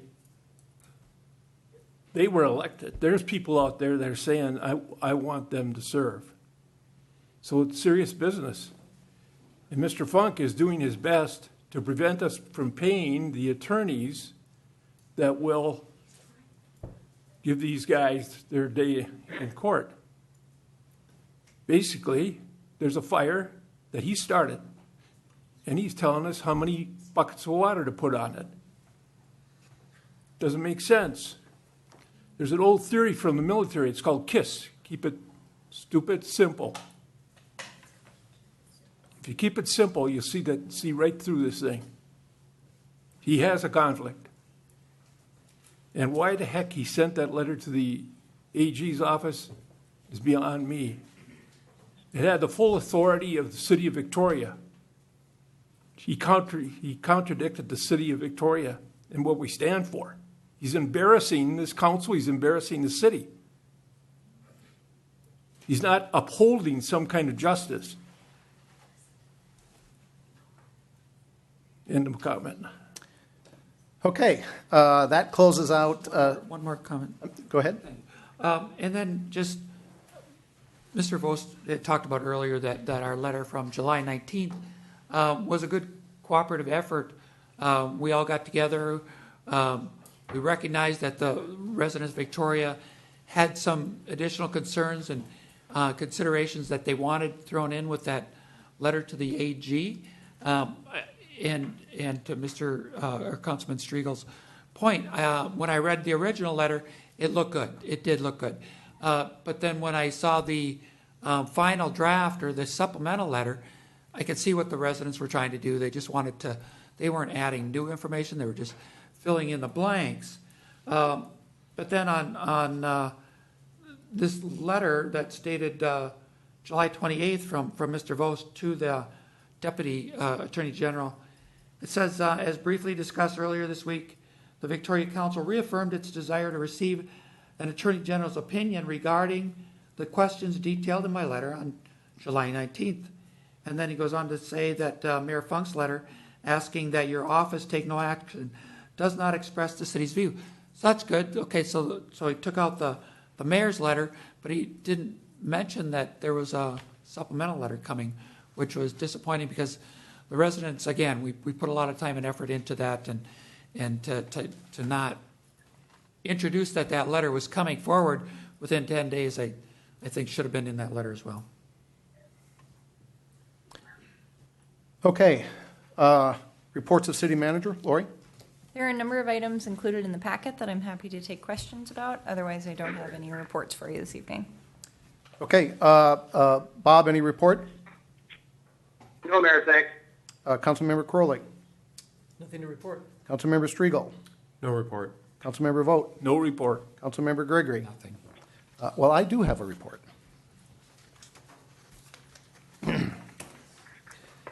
Introduction. When I ran for office, I promised you, the residents of Victoria, transparency, meaningful public input, and fiscal responsibility. Tonight, I want to discuss with you the challenges that are associated with delivering on those promises. When you elected me as your mayor, I was inexperienced, but I've learned a lot in the past 7 months. The biggest lesson I've learned is that we have a cancer eating away at Victoria, a cancer that needs to be excised. This will not be easy, it'll not be fun, and I take no pleasure in doing this, but it's time to begin to expose publicly how City Hall has been operating since I became your mayor. We have important issues we face, and that is whether any public body should pay the legal fees of elected officials who have been adjudicated by a court of law as intentionally violating the law. An opinion of the Minnesota Attorney General says such legal fees should not be paid. But that is precisely what the defendants have requested to be done by the city and what Mr. Vos and Ms. Hokanen have been advocating. This is wrong and it's bad public policy. A second issue we face is whether elected officials can vote on a motion where they have a personal financial interest. Section 10A.107 of the Minnesota statutes and applicable case law says they cannot. In this instance, the defendants voted multiple times in 2016 in favor of the city paying their legal fees. This is also wrong and, again, bad public policy. As far as the payment of the legal fees controversy, after the election and before I was sworn in as your mayor, I told both Mr. Voss and Ms. Hokanen I would pull any legal invoice off the consent agenda and not vote on it, as I felt that three of us had conflicts of interest. Mr. Voss readily agreed that I was conflicted when I met with him before taking office. When the first invoice came before the council meeting on February 13th, I had that invoice pulled off the consent agenda. Thus began the public discussion about these controversial payments of the defendants' legal fees. What is not known to the public is that I had a private meeting with Mr. Vos and Ms. Hokanen on February 9th, 4 days before the February 13th council meeting. It was in this meeting that I felt threatened by Mr. Vos in regards to me pulling a legal invoice from the consent agenda. I don't remember his exact words, but in paraphrasing them, he said to me something along the lines, "Mayor, you will get in serious trouble if you do that," or words to this effect. This was a very testy meeting, as I knew this was a lie, and I was angry he misrepresented the consequences of my removing this item from the consent agenda. During this discussion, Ms. Hokanen did not say a word to correct Mr. Voss. She did not tell me the simple truth is anyone can pull anything off the consent agenda for any reason. She never told Mr. Voss he was wrong. I believe this was simply a veiled attempt to try and intimidate me from exposing this issue to you, the residents of Victoria, and an effort to try to take advantage of me as a newly elected and inexperienced mayor. I have a simple request to everyone listening that I feel is important that all Victoria residents consider, because it gives credibility to what I'm saying. You can check and verify this for yourself, and in my opinion, it clearly shows what I'm talking about. I want you to look at any council agenda before I was sworn in. In every agenda that I checked, The agenda contained language that says this or something similar, and I quote, "All items listed on the consent agenda are considered routine and non-controversial by the council and will be approved in one motion. There will be no separate discussion of these items unless a council member, staff, or citizen so requests, in which case the item will be removed from the consent agenda and considered immediately following the motion on the consent agenda." Then check the agenda when I became mayor on January 9th, 2017. This language has been removed. When I asked Ms. Hokanen about it, she stated it must have been accidentally deleted when she changed the names to reflect the new council. She added the language back in after I asked about it. This is a plausible explanation, but I have serious doubts as to the accuracy and veracity of that actually occurring based on what I've experienced in these past 7 months. When you look at these agendas, I want you to look at the agendas prior to 2017 and then after 2017. I also want you to look at the reports line, because prior to the residents putting me here in this chair as your mayor, the reports line read, and I quote, "Reports of mayor, council members, attorney," or words to that effect. Then beginning on January 9th, when I became the mayor, the report line was changed to read, "Reports of the city council members, attorney." I find it very interesting and revealing that the word mayor was removed. When I mentioned this to Ms. Hokanen, she added it back in. Now let me talk and address my letter to the Attorney General. It's been brought to my attention that you, the Victoria residents, are being misinformed about this letter to the Attorney General. I think we saw some more of that tonight with the specific language that was used. Tonight, that false narrative is being further pushed, in my opinion, by the censure vote and the sanctions by the council. So let's get the record straight here. First, here's the timeline of events, as this is important to understand when you consider the purpose behind my letter. First, in the April 24th council meeting, council members Gregory and Vogt approved a motion that directs Mr. Voss to work with the residents to get an independent opinion from the Attorney General. On July 7th, I met with Mr. Voss and Ms. Hokanen and told them I was considering removing my self-imposed conflict of interest. At the July 10th council meeting, where this topic was on the agenda, Councilmember Striegel requested the topic be pushed to July 24th because Mr. Voss was not available and was unable to attend the meeting, even though they're scheduled months in advance. Then between April 24th, when the initial motion was done, and July 19th, when the letter actually was sent to the Attorney General, Ken Goulart, who's spoken before and in the last meeting, has led a group of residents in negotiating with Mr. Voss and Ms. Hokanen about what information needed to be included in the Attorney General letter. On July 19th, as we've discussed, Mr. Voss sent his letter to the AG at the direction of Ms. Hokanen, knowing full well that those discussions with the residents had not yet been completed. On July 20th, I sent my letter to the AG. On the July 24th council meeting, I removed my self-imposed conflict of interest, and for the first time, a quorum of the council discussed this issue.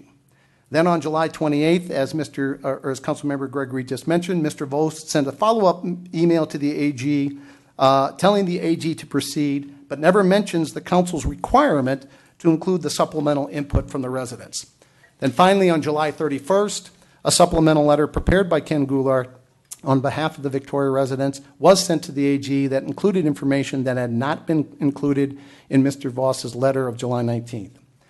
So before I explain my reasoning behind this, first I'm going to read to you what was actually in my letter of July 20th so you can hear the words that I used, not other people's interpretation. And I quote, "Yesterday, July 19th, City Attorney Robert J. Voss submitted a letter with the same subject line as above to your office. I plan to address this issue on July 10th, but will now be addressing it at the July 24th council meeting. This topic is known to Mr. Voss to be on the upcoming July 24th council meeting for discussion. As the mayor of Victoria, I'm requesting you take no action on his letter. It should be noted that a defendant in the OML case had this topic moved from the July 10th meeting when the council originally had this on the agenda for discussion.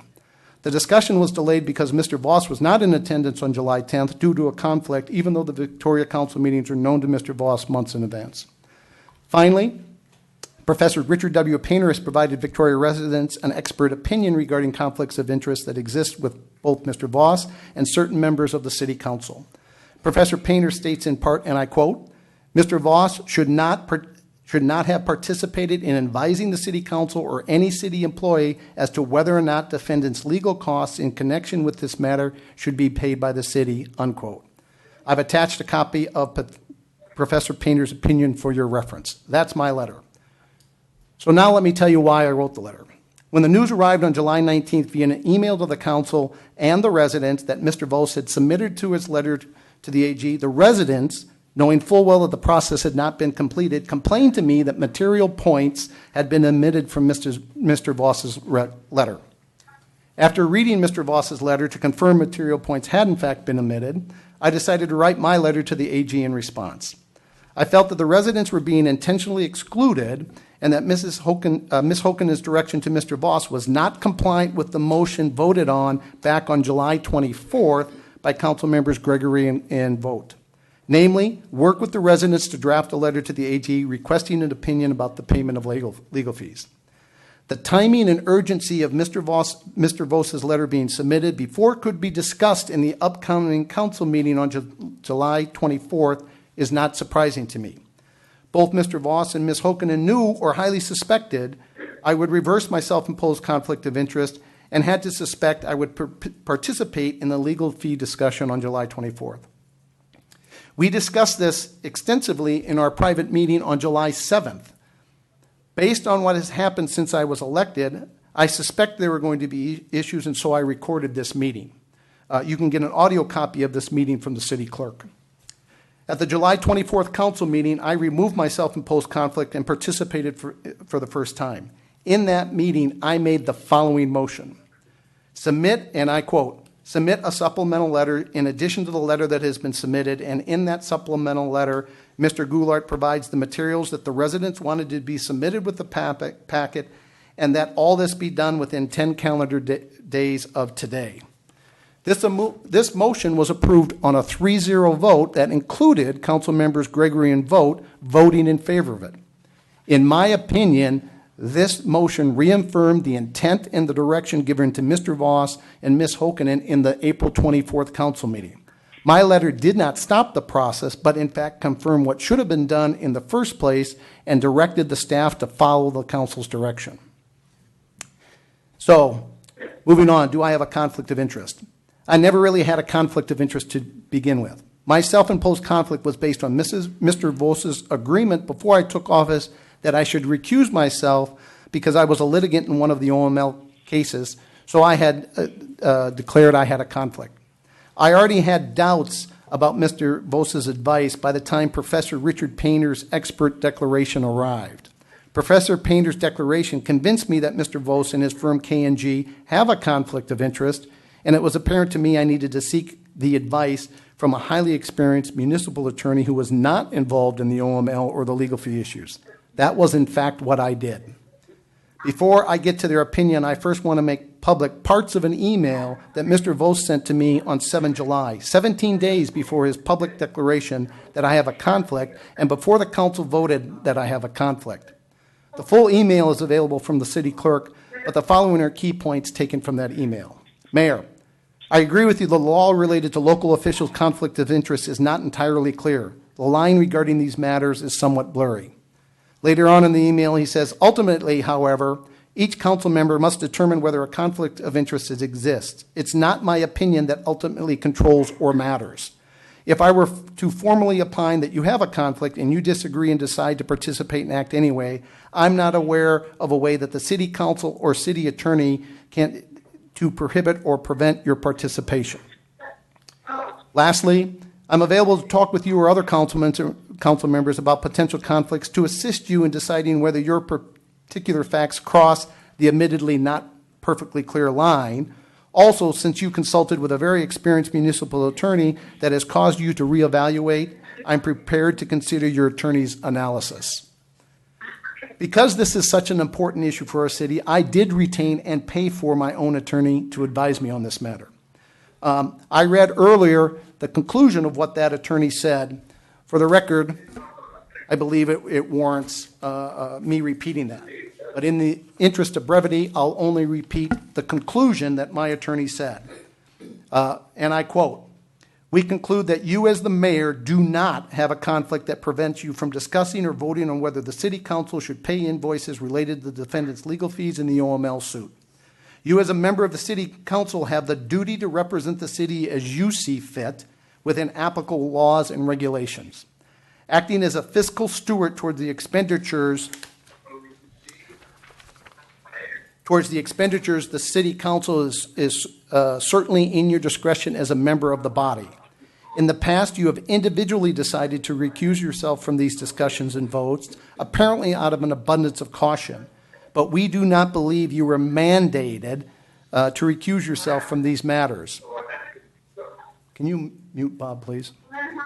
We also do not believe the city council can speak on your behalf whether you have a conflict in these matters. Despite the 3-1 vote taken at the July 24, 2017 meeting, as the city attorney stated to you in an email, each council member must determine whether a conflict of interest exists. And if you disagree and decide to participate and act anyway, I, the city attorney, am not aware of a way that the city council or city attorney may prohibit or prevent your participation. Please contact us directly if you have any questions regarding this correspondence. Finally, not quite finally, but getting there. The other members of the council do not get to choose if I have a conflict. That decision rests solely with me.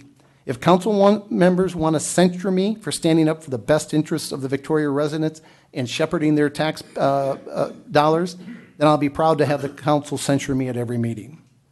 Kennedy and Graven conflict. Throughout all of this, Mr. Voss has provided legal opinions, even though Professor Painter states, who's seen all of the information, that he and his firm have a conflict of interest. It should be pointed out that Professor Painter is a full professor of the University of Minnesota Law School and is one of the foremost government and legal experts in the nation. Throughout all of this, it is my opinion that Mr. Voss has been an advocate for the defendants and has not represented the best interests of the city of Victoria. I believe Victoria residents should ask themselves two simple questions. Why, number one, why, after the defendants blamed K&G for their intentional violations of the open meeting law, did they not file a legal malpractice suit against K&G? And two, why is Mr. Voss, also with K&G, advocating so hard for the city to pay the defense legal costs? Why should we pay these costs? I don't know. All right, in summary, I'm firmly convinced that this type of behavior, that is, others doing things to try to make it difficult for me to advocate for you, the residents of Victoria, and to protect your tax dollars, started before I took the oath of office and continues to this day. The council's recent vote that I have a conflict of interest and the vote to censure me is just more of the same. I want to assure you they will not be able to intimidate me from being a fierce advocate for you, the residents of Victoria, or stop me from protecting our tax dollars. I'm doing everything possible to make sure your interests are these council's priorities, but unfortunately some council members appear to believe the defendant's personal interests outweigh this council's duties to you, and they continue to place their needs over yours. Lastly, all of this documentation I've mentioned or referred to is available to you through the Victoria City's clerk. This includes any emails I may have mentioned. I will email this report and my attorney's full opinion to the city clerk, the press, and the Victoria Gazette for their reference and use. If you want a copy, please send me or the city clerk a request for copies. And that concludes my statement. I will address one final point, and that is my quote-unquote interrogation of the city manager. What is not known, and I'm not at this point willing to disclose, but I will in due course, is I think there's been a consistent effort to withhold information from me. When we had that legal fee discussion and I was looking at the invoice, there's a lot of information that wasn't presented in the staff report that I wanted to get answers to. And even if it appeared harsh, it wasn't my intent to be harsh, but I have every right to understand what's going on, the details behind these bills, and who was doing what. And that's exactly what I was trying to accomplish. I'll be doing more of the same of that tonight in the performance review. And I want to state for the record before I close, there is still information that I've requested that my attorney said I have every legal right to, specifically memos that Mr. Voss has given to the city manager regarding the payment of legal fees. My attorney says there's nothing that prevents me from being able to see these, but but I cannot get access to them, and both Mr. Voss and Ms. Hokanen have refused to provide them with me. There are other instances that I'll discuss at a later time where I've asked for information, and that information has not been given to me, or I was told I couldn't have it. So that concludes my statements and the comments about the conflict of interest and the interrogation, if you will. With that, we are going to go into closed session. And before we go into closed session, let me explain how this is going to work. Once we have a motion and we've approved that motion, we're going to take a very short recess and to allow everybody to clear the city hall. We do hold the closed sessions in the back conference room. They will be recorded. They are not publicly available because it's a performance review. When we go in the back room and have the discussion will be limited to the city manager's performance review. We will not discuss any other topics. And the procedures that will happen is when we move into closed session, we'll take that 5 to 10 minutes to allow people to leave the building in an orderly fashion.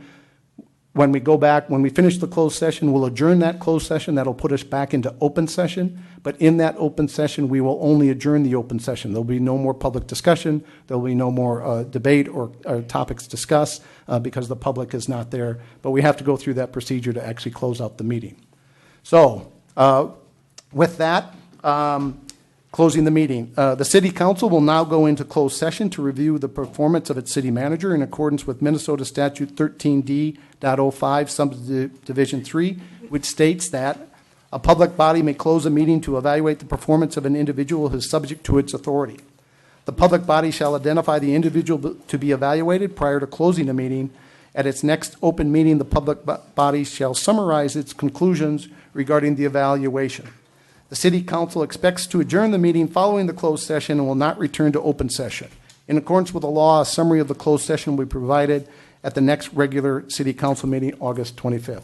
So at this point, in accordance with the open meeting law, in Minnesota Statute 13D.05, Subdivision 3, I move that we adjourn the open session and move into closed session to perform Lori Hokanen, the city manager, her performance review. Is there a second? Before you continue, Mayor, Please. could I request from the council a short recess?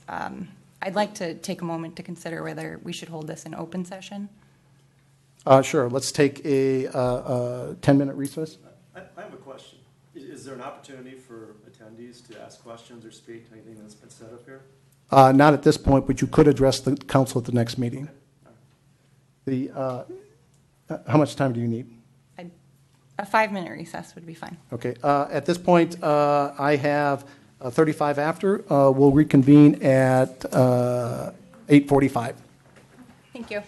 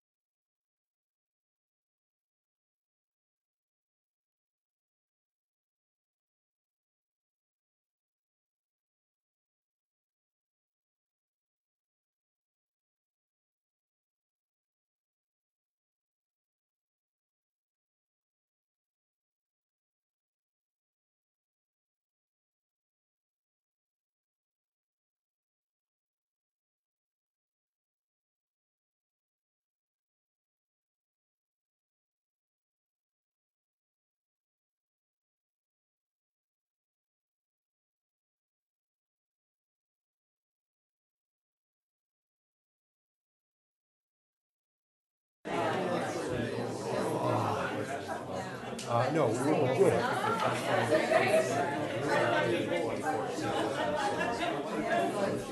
4 years. We have a year and a half left. I just gave my copy away. I'll email them to you tomorrow. I just gave my copies to Lindsay. But I've got it on my computer, so I'll just zap it to you in the morning.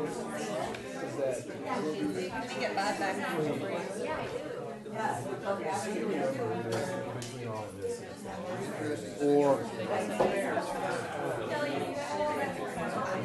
I'll send you a PDF of it. I'll send you my statement also.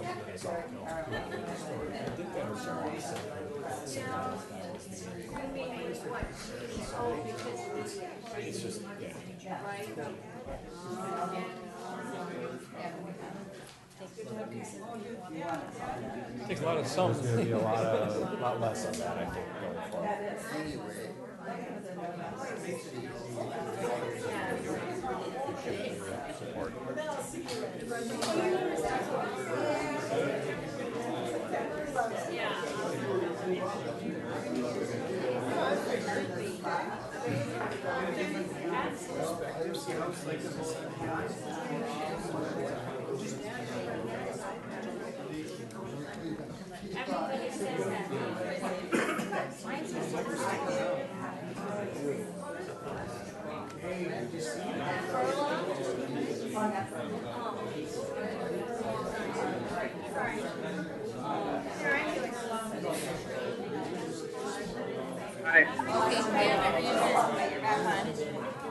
Right.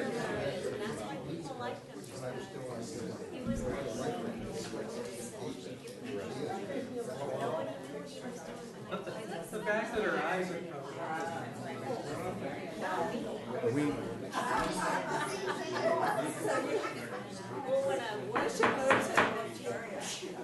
Folks, if you take your seats, please.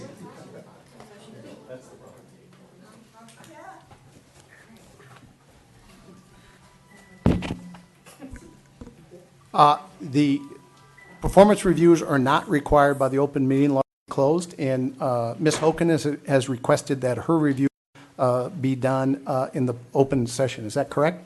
That's correct, Mayor. Okay. Well, let's begin. How do we do this? This is the first time I've been through this. Sure. Normally, the city manager has an annual performance review. As you know, the city manager is subject to serve at the will of the council. And we have used this review process once before on the annual basis. So back in December, those that participated. Earlier this year, Councilmember Striegel requested that we do a little check-in at the 6-month mark. We do have 2 new members. How are we doing? Are there mid-course adjustments that we should make before we get to that annual review? You all received that form a week and a half ago, and we had 4 of the council members return that to Kelly Grinnell. Those responses were compiled into one document, and Who did not return one? I did not. the mayor did not. And anonymized. So there are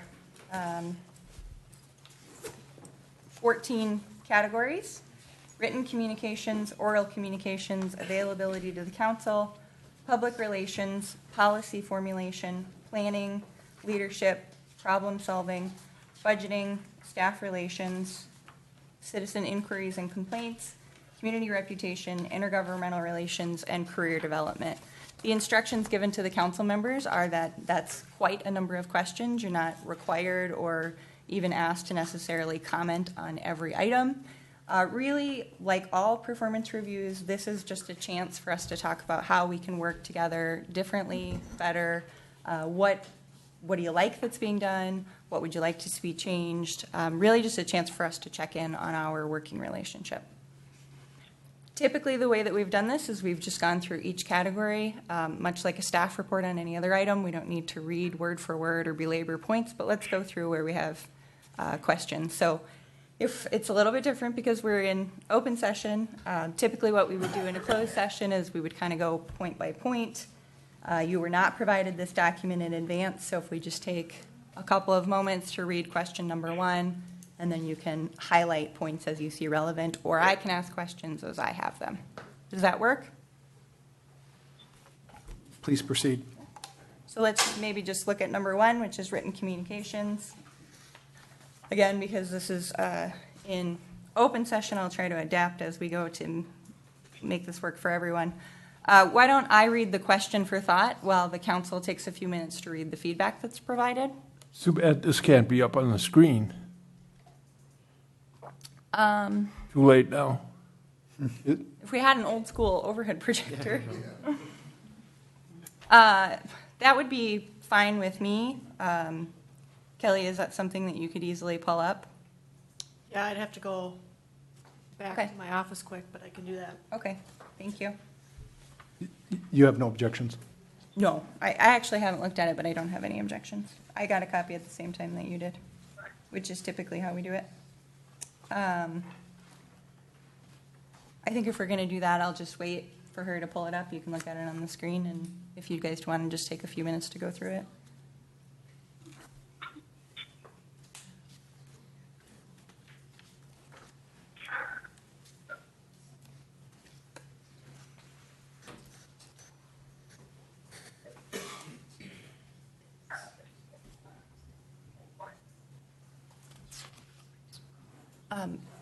Ben or Ann, could you run back and ask Kelly to email a copy to Bob? Thank you. Thank you. You're welcome.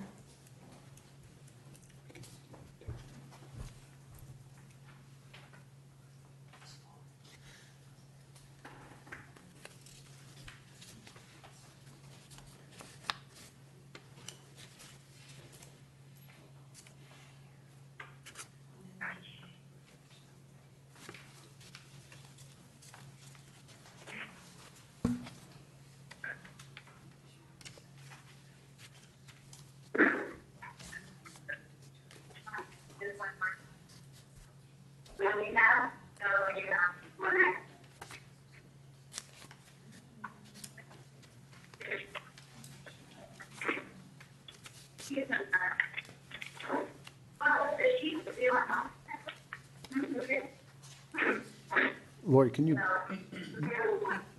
We're making you a little quieter, Bob.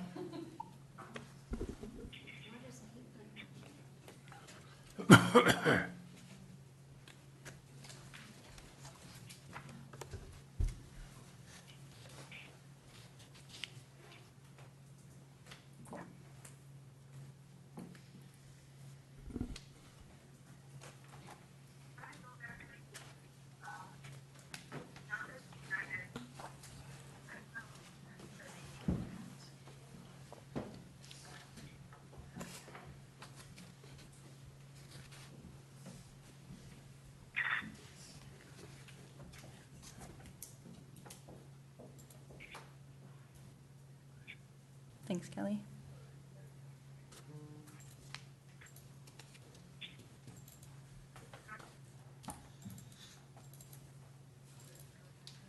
Okay, so while she's pulling that up, item number 1 is written communications, talking about whether the council is getting adequate information to make decisions, whether recommendations on issues are made in the manner and frequency that the council would like, whether recommendations are as thoroughly researched as you would be looking for, and how you feel about reporting to the city council on current plans, activities, and events of the city.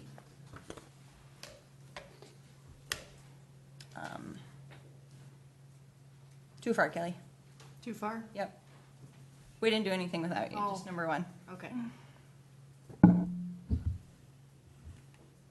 And so you can see the comments on here. I would just note for myself, typically if my name is on a staff report that you see on the council agenda, that means that I prepared that item, as is true with all of the council members. So that would be an example of written communications. And of course, the council receives weekly and other updates from me via email. I think maybe, again, this is different because we're in open session, but one thing to clarify that I have received questions from the public on is, why is it okay for the city manager to email the entire council and not for the council to email each other. And of course, that's because as a city manager, I don't have a vote. I'm not part of the open meeting law, so I can provide information to the council. The council just can't discuss via email. So that's a convenient way to let you know of sort of breaking events.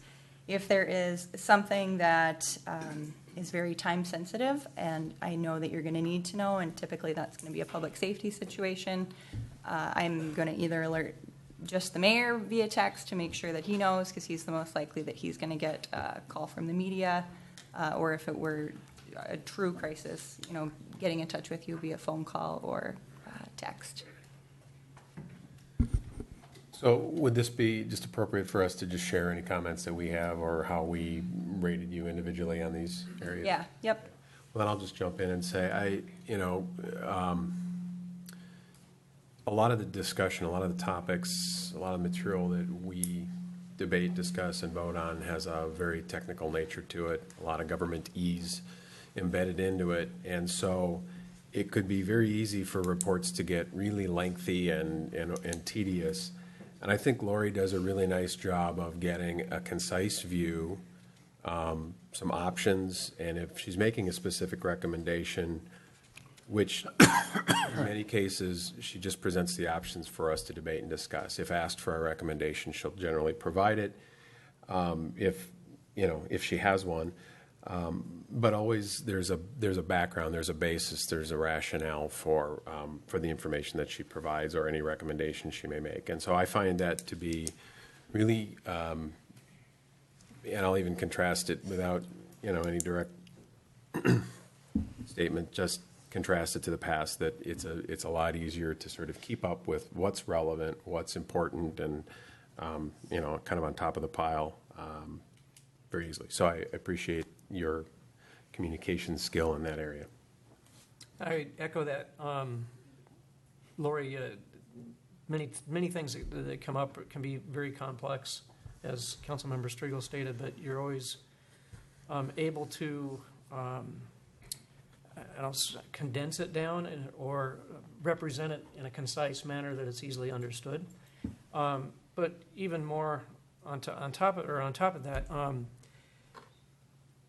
in instances where it's like, I wish I had this additional piece of information, or could you help me to understand this on questions, your responses are immediate. And that is very much appreciated. Thank you.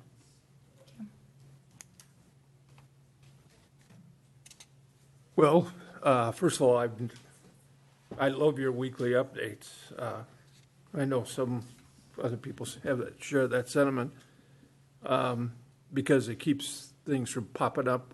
We hear when they're on your radar, we're getting it pretty darn quick, and that really is good. And I appreciate every time I call you up and ask you something, I get a concise answer. And if I request information, it's pretty timely. So from a written communications point of view, I appreciate what you do. Thank you. I echo that.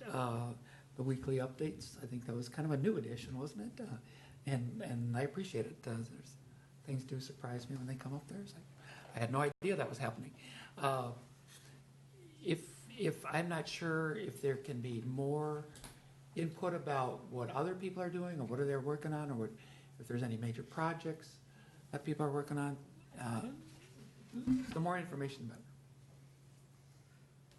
Sure. And that's a balance that I'm constantly trying to strike, because your time is limited. You're all working at other jobs. You've got families. And so happy to try to keep working on that. It really, for me, is a balance between not wanting you to get yet another email from me and going, yeah, I'll read that later, versus making sure that the information that you're going to really want to need to know, the things people are going to ask you about on the street, is at the forefront. And I'm always sort of debating in my head, am I repeating myself too many times on this point? I will say, as feedback for you all, the questions that I get back in response to those weekly updates, there aren't a ton, but those really help me to understand the issues that are of interest to you. And so even if you just send me back a one-liner like, oh, this is really great to learn about, yada, yada, that's really helpful for me, and I try to take that back and shape it into what makes it into those future updates. So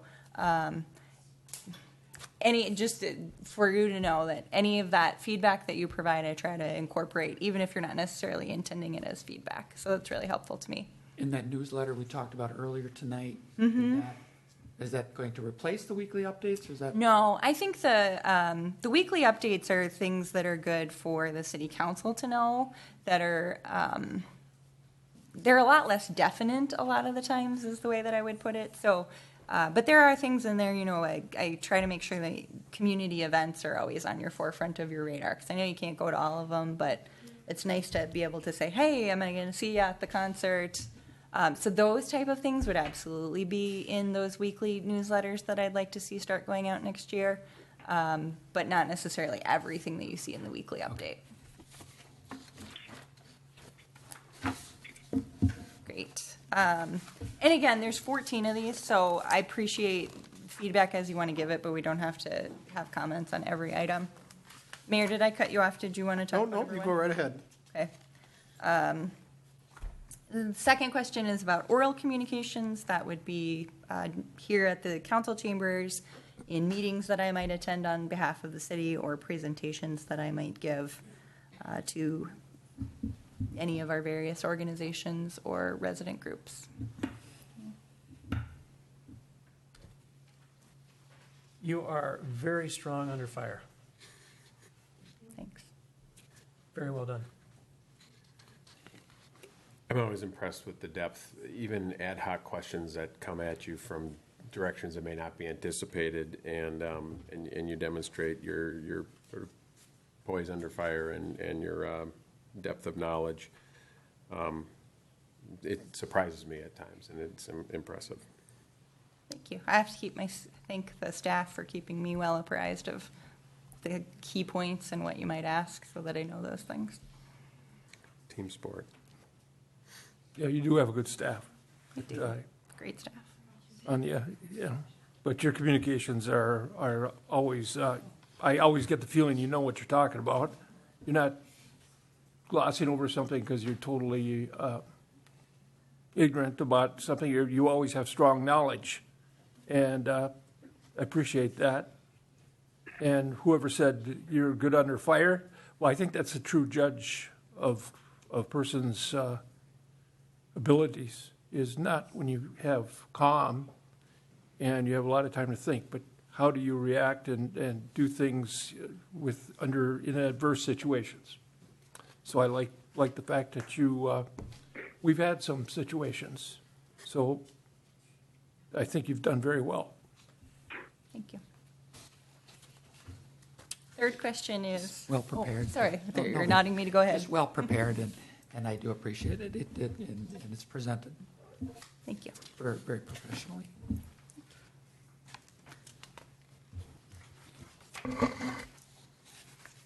And I guess I typically do try to provide a little bit of feedback. So I would just say on this one of the things that the council has been great about is providing us, whether it's me or the staff, with questions in advance of the meeting. If you're going to pull off an agenda item, whether that gives us just a couple minutes to add a PowerPoint to the slide that can be helpful, or to grab the specific exhibit.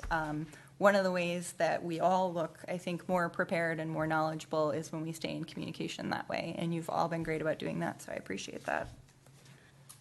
One other small comment that I'd like to add, and it's sort of applies to probably at least 3 or 4 of these different points, is that I find your discussions, your explanations, your information doesn't contain overly excessive amounts of governmentese, as I said before. It's clear and concise to the casual observer, and I think that's really helpful as we think about how to get the message and the information out to the general public.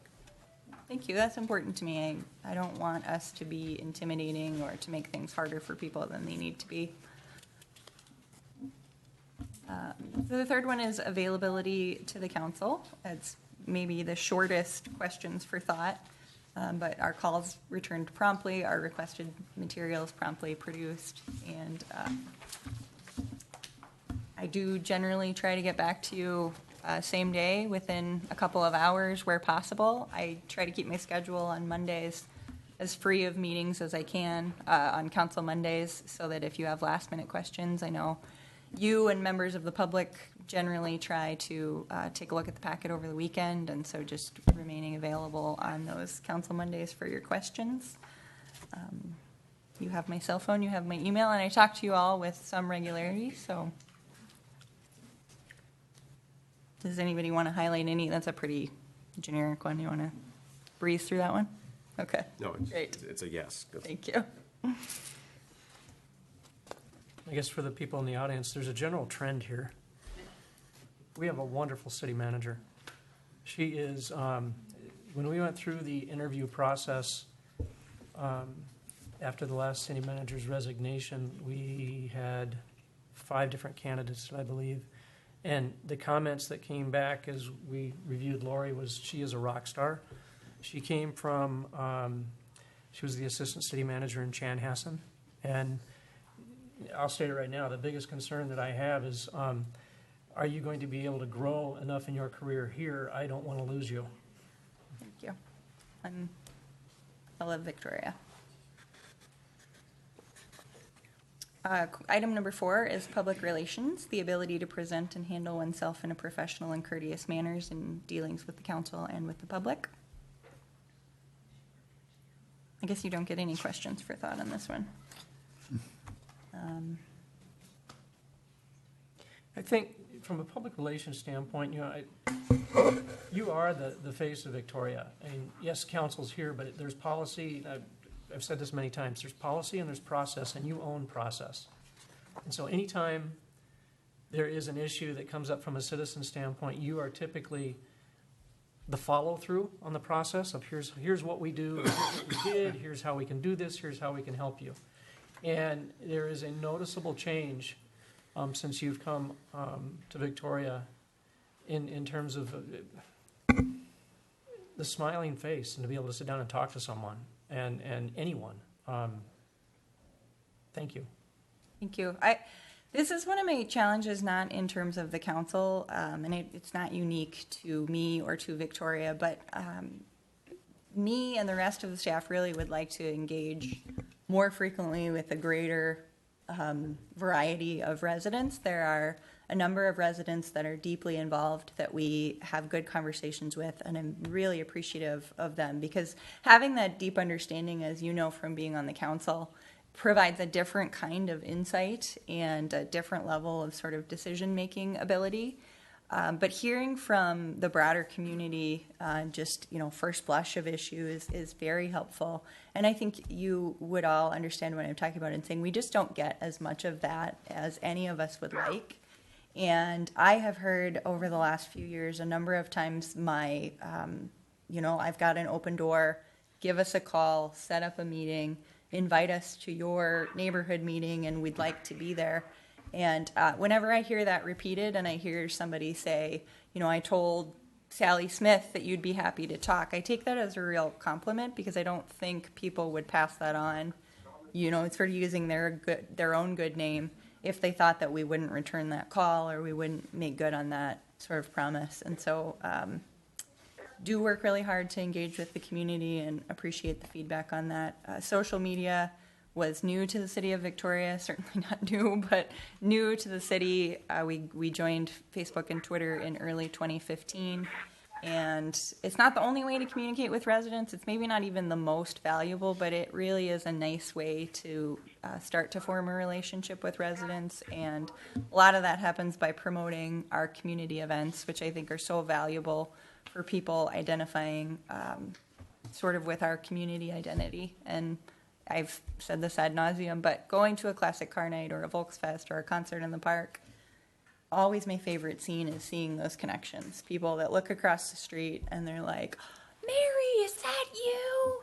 And, they're running over and, gosh, I haven't seen you in years, or when did you move to Victoria?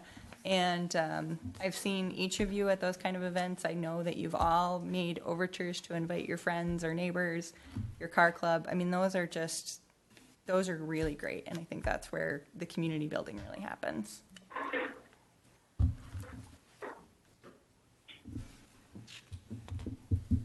Number 5 is policy formulation. the ability to recognize problems, develop relevant facts, and formulate alternate solutions for council consideration.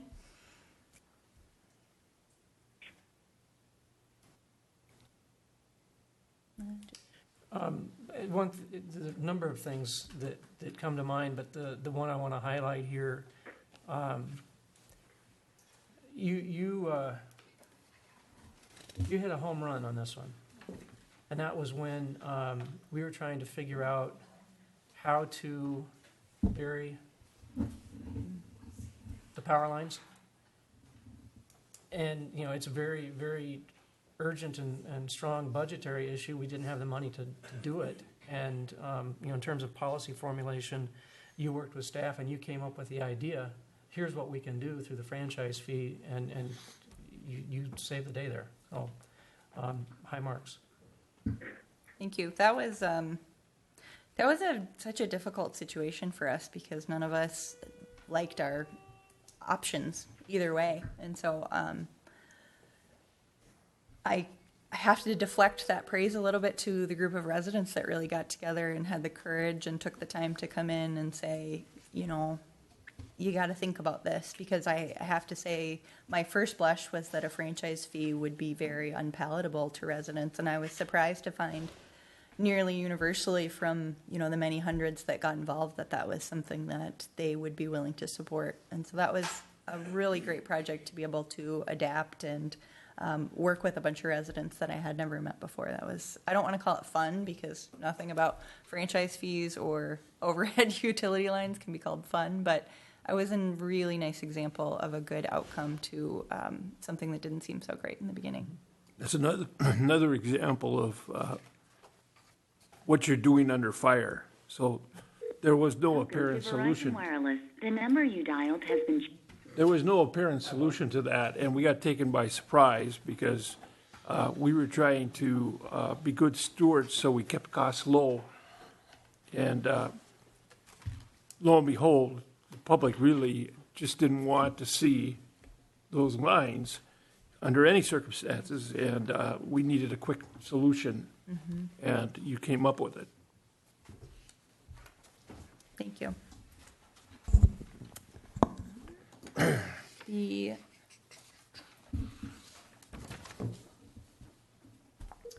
next item is planning, and this has to do with establishing goals and monitoring status reporting. We did in early 2015 work with Hugh Life, a management consultant, to put together a strategic plan that the council and staff participated in, and we are continuing to implement.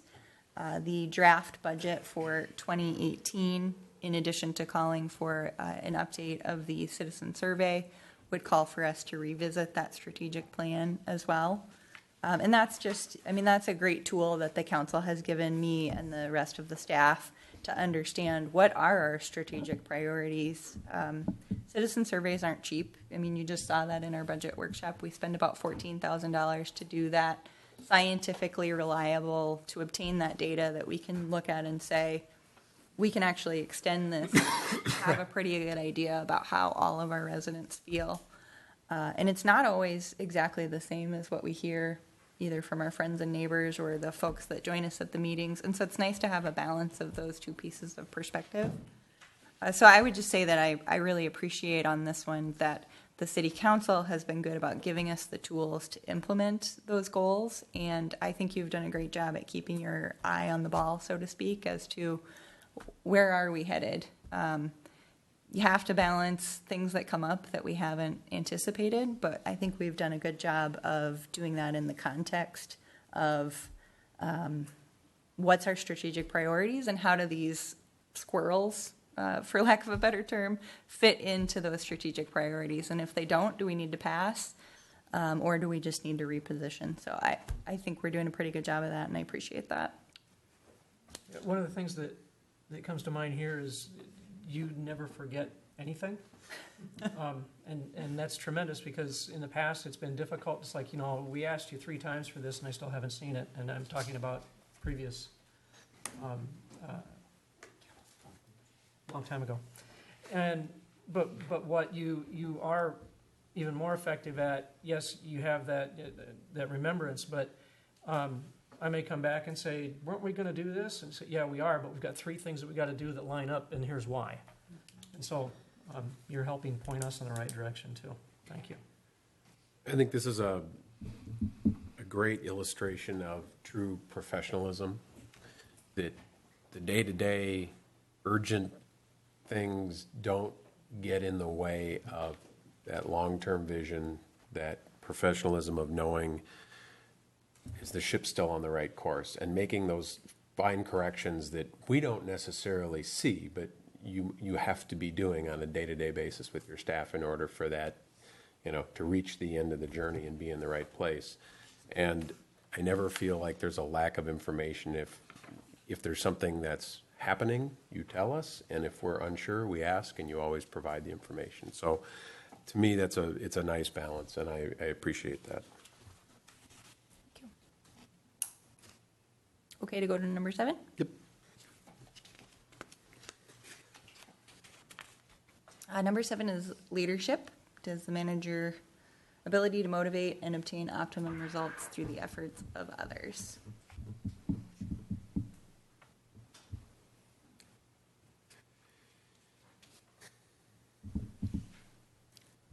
And hopefully I will at some point sound like a broken record on this, but I came into a very good staff. I've been able to attract some people to add to our team that have been just tremendous. We're very lucky to have a group of people who have good technical knowledge, have good interpersonal skills, and who really care about the work they do and this community. And that means a lot to me to be able to work in that environment. I've been volunteering at City Hall since 2003, 2004, I can't remember. So I've witnessed every staff and every city manager since 2003 or 4.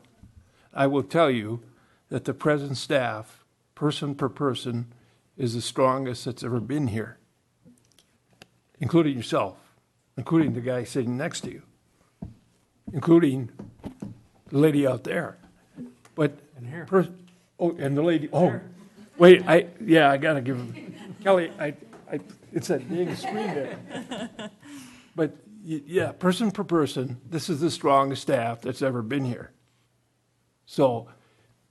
And that is the definition of leadership. They're your team. Yeah. I've heard it said in a number of instances of this nature that people don't leave jobs, they leave bosses or managers or supervisors, pick the word you want.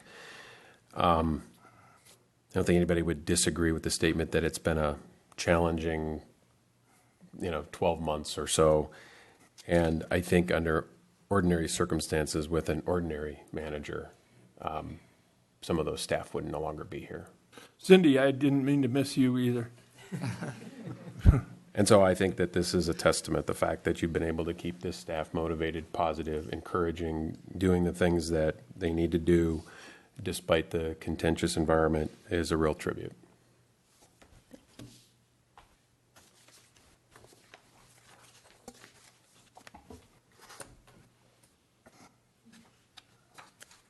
This would be so much less awkward if it were in private, but Mayor, are you planning on providing any feedback this evening? No. Okay. Well, and I'm a little concerned about that because your comments towards her earlier tonight and in the past have been very caustic. That's your opinion. Quite simply, there's questions that I need to get answered, and I'm not going to do that. Believe it or not, I actually do have respect for you, but I need to understand some of the things that are going on behind the scenes. I intended to do that in closed session. I'm not going to do that to you out of respect for you in open session. So I will follow up with you and we'll figure out the appropriate way to do that.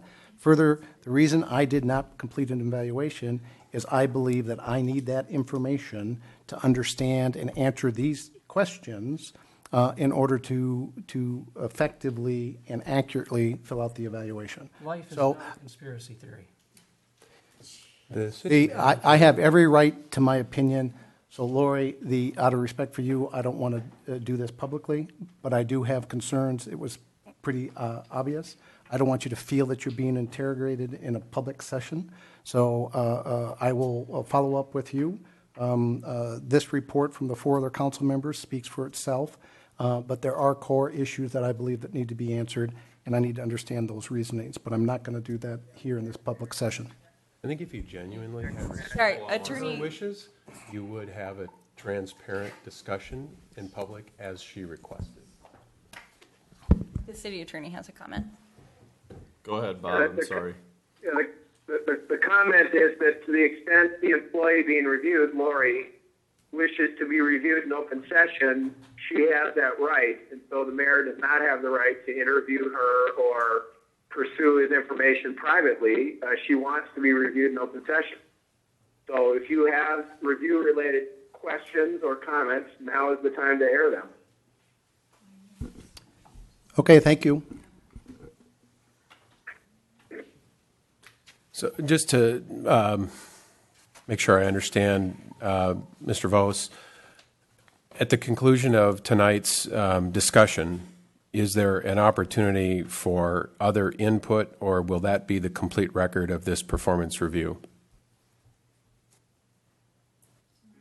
Tonight's Lori's performance review, I guess you could conduct another one in the future, but you're conducting a performance review now at the employee's election in open session, and when it's over, it's over. And you'll have a chance to do one in the future, presumably. Let me just clarify. I'll stipulate to the review done by the other 4 council members, the issues I'm talking about may or may not have anything to do with the city manager's performance review. So I'm not going to discuss those in open session here. Believe it or not, even though people are putting words into my mouth, I actually do have a lot of respect for you and your abilities, but that doesn't change the fact that there's questions I have that are valid, reasonable questions that I want to get answered. And until I know those answers, it may or may not have an effect on this. But for the purposes of the evaluation, I'll stipulate to the fact that these 4 council members and this evaluation is fine, So you're abstaining from her review? for the reasons I cited.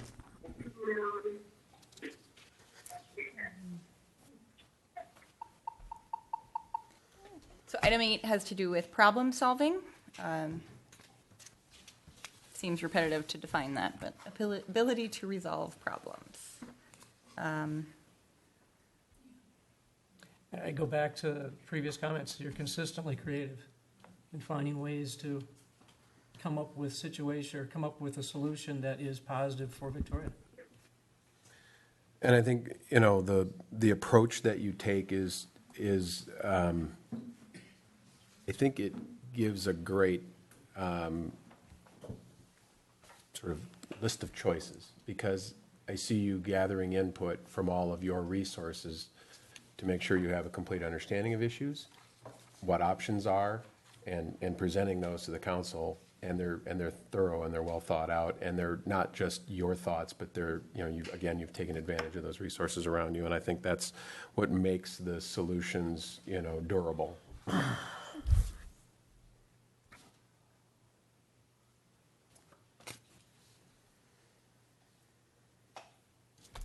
Item number 9 is budgeting, the ability to present an annual budget with sufficient documentation. When I think of, Seems almost unfair to give me any credit for this, because Kelly does such a great job. but that's where I was going, is that from a budgeting standpoint, this is one of the core processes that drives the city. And again, you are the leader. These are your staff. You have a tremendous staff, tremendous team members. And the testament to how well you are managing this process, Kelly's work tonight on the what do they call that, rating of a AA+ bond. All right, we're continuing to come out with, as a result of that excellence, we're getting lower interest rates, we're saving the city money, and Kelly is your staff member, and you're helping lead that process. Thanks. Kelly, thank you very much. But Lori, this is your team. Yeah, and we should be very proud of that AA bond rating. I mean, we do save money, and that is a big part of what we're able to accomplish. There's been quite a bit of work in the past 3 or 4 years that helped to achieve that. Kelly's work, the work of the councils, the work of the city managers, And it's been a culmination of effort. Yeah, it's definitely not something to take for granted. Not all growing cities are able to manage a AA plus bond rating, so this is important. Item number 10 is staff relations, proficiency in appointing, training, leading, and supervising staff members. And on my subject of being a broken record, I think we've talked a lot about this, but we have really been able to attract and retain very qualified staff members. I think when we're looking to fill a position, you usually hear me, I don't know, it's a tough market out there. And I feel that. I think we are in a really competitive environment. When I started in this field in Minnesota, the League of Minnesota Cities job advertising page, the listings was maybe 3 web pages worth. And in the summertime, it gets upwards of 17. It's very different market, and it continues to get tighter. And I've got many colleagues that will talk about needing to post a position numerous times. We've been able to attract a lot of internal candidates, either to move roles or to be promoted. And I think it's a great thing that we're able to do to show that we have confidence in our team, but it's also a show of confidence that they have in us, that when they move on in their careers, they want to stay here. And I'm very proud of that. How close do we watch salaries and compare them to other cities? Yeah, we do. We have a compensation system that's on a 9-year cycle. That sounds really long, but every 3 years we use an outside consultant to do a market comparison. And so they use the data that we have come up with in that sort of every 9 years to say, this is what the job is, this is how it compares to other jobs throughout the marketplace. We have established comparison cities that we take a look at. So every 3 years we're going to market to do that. And then every 9 years we're taking a look and we're saying, okay, this is what you did 9 years ago. Let's break this down. Is this still what you do? How does this compare to other jobs in the marketplace? Are we comparing you to the right job? And we're sort of midway in that cycle. It was last year, so to go into effect this budget year, our compensation study showed that we were below market by 3 to 4% for sort of line positions, and slightly more than that for our division department heads. And we were able to make some adjustments. That's something that we want to continue to keep our eye on as the marketplace is competitive. But yeah, that's absolutely an important tool of retaining employees. Any other questions on staff relations? Okay. Number 11 is citizen inquiries and complaints, the quality of the city's and the manager's responses to citizen inquiries and complaints.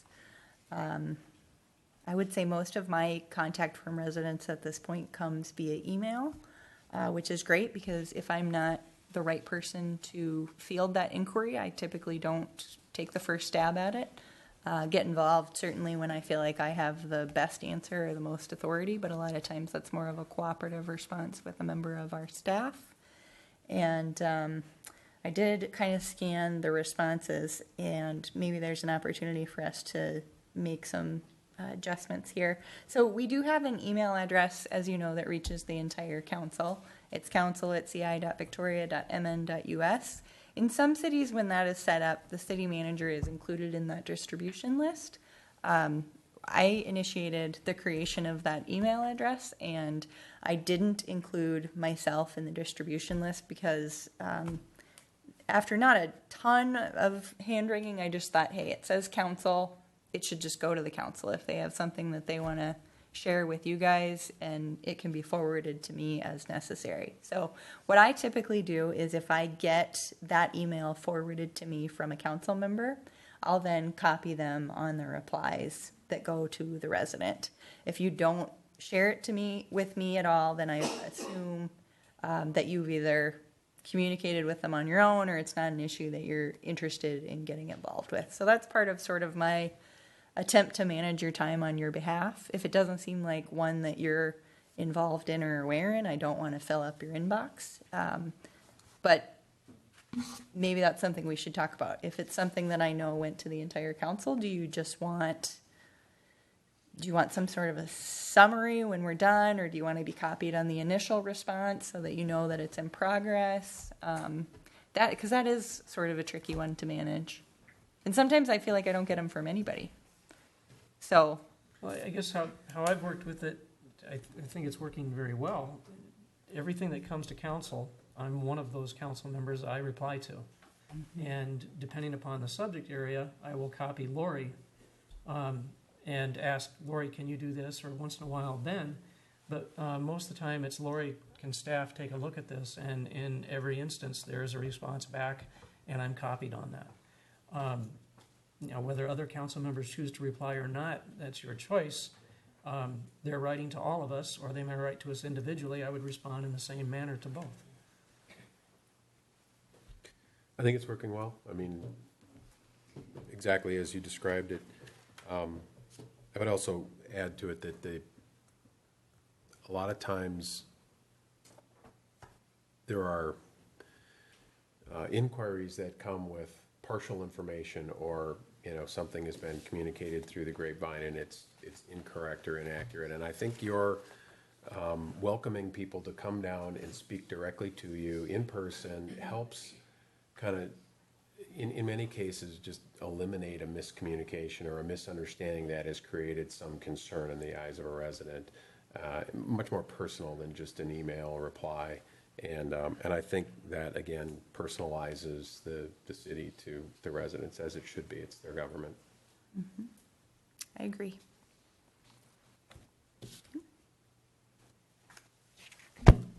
Number 12 is community reputation, facility and establishing and maintaining a positive image of the city.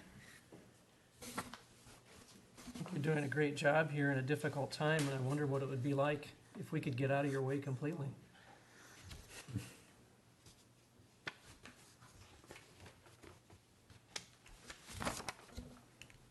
I do, I don't want to derail us, but I do feel like a lot of the times the questions that I'm fielding on Victoria are not the ones that I want to be answering. We have so much good stuff going on in this community, and I don't enjoy hearing, oh yeah, I watched your meeting, or it's tough, because it's, first of all, I get defensive and I want to say, no, we have so much good stuff going on in Victoria. Don't focus on that. But that happens more than I would like, and we get sort of limited attention from folks, and I wish we could use it on other things. I think everything that I see you project reflects very well on the city, and I think it's unfortunate that that job has become as difficult as it has to defend our reputation, but thank you for all you do. I think you're right. We do have quite a few good things going on. And that's a solid basis for moving forward and getting through all this other stuff. So, again, you're doing well under fire.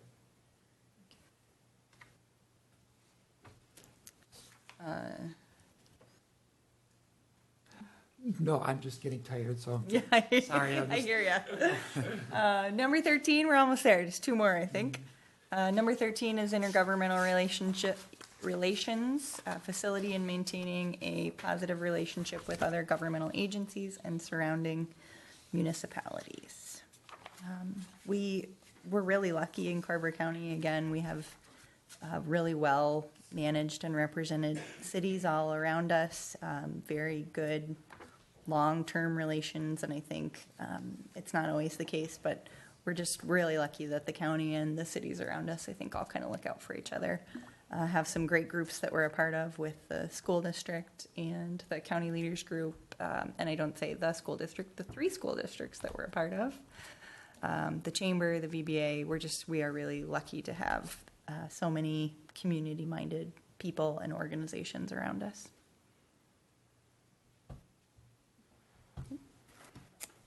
And the last one is career development. And at the time of my last review, this was one where the council said, we don't know quite as much about this one because we don't necessarily have this at our forefront. And so at my last review, I had let you know that one of my goals was to achieve ICMA credentialed manager status. I was able to do that. I was awarded that in April. That's something that requires continuing education and certification to maintain, and I intend to do that. There is a leadership institute through the University of Virginia called the Senior Executive Institute.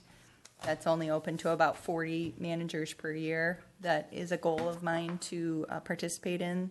That's something that you do have to be a credentialed manager in order to even apply. So that's something that I'm sort of putting on my list for the next couple of years to try and achieve. I serve on the Minnesota City and County Managers Association board and was a co-chair for our annual conference, as well as a few other things within the profession. The profession itself is very important to me. We have a code of ethics that we abide by. You know, what I do reflects on the city and it reflects on my colleagues, and that's really important to me. And so I appreciate all the comments that you've made about the ability to reflect positively on those groups. And that is the last of the review. I know we are getting, it's a late hour. I have prepared, do you have any other comments on this? Just otherwise, I'm new on the council. I appreciate any help and guidance, and I do like our one-on-one talks and all that, and I apprate it. No, I think She gives the impression she's doing a lot of one-on-one. She's giving me that same impression. So you can imagine how busy she is. Yes. But it really is valuable. We're all one-on-one. No, and you guys all are great about saying, I know you're busy. When does this fit in your schedule? And I appreciate that. But I mean, you guys are my number one job, and I'm happy for any time that I can provide for you, because I know you make the decisions and you have a lot more contact with the community than I do. So you getting accurate information from us and then getting that out into the community is really important. I was a little bit surprised, shame on me, at just how much you were able to commit to your personal and professional development given everything that's going on. And are we in year 3 now of your time with us? Mm-hmm. And well, usually you spend the first couple of years just getting your feet on the ground. And so given all of the extraordinary activities, I was just really impressed that you were able to still spend time sharpening and expanding your skill set. So I really commend you on doing that.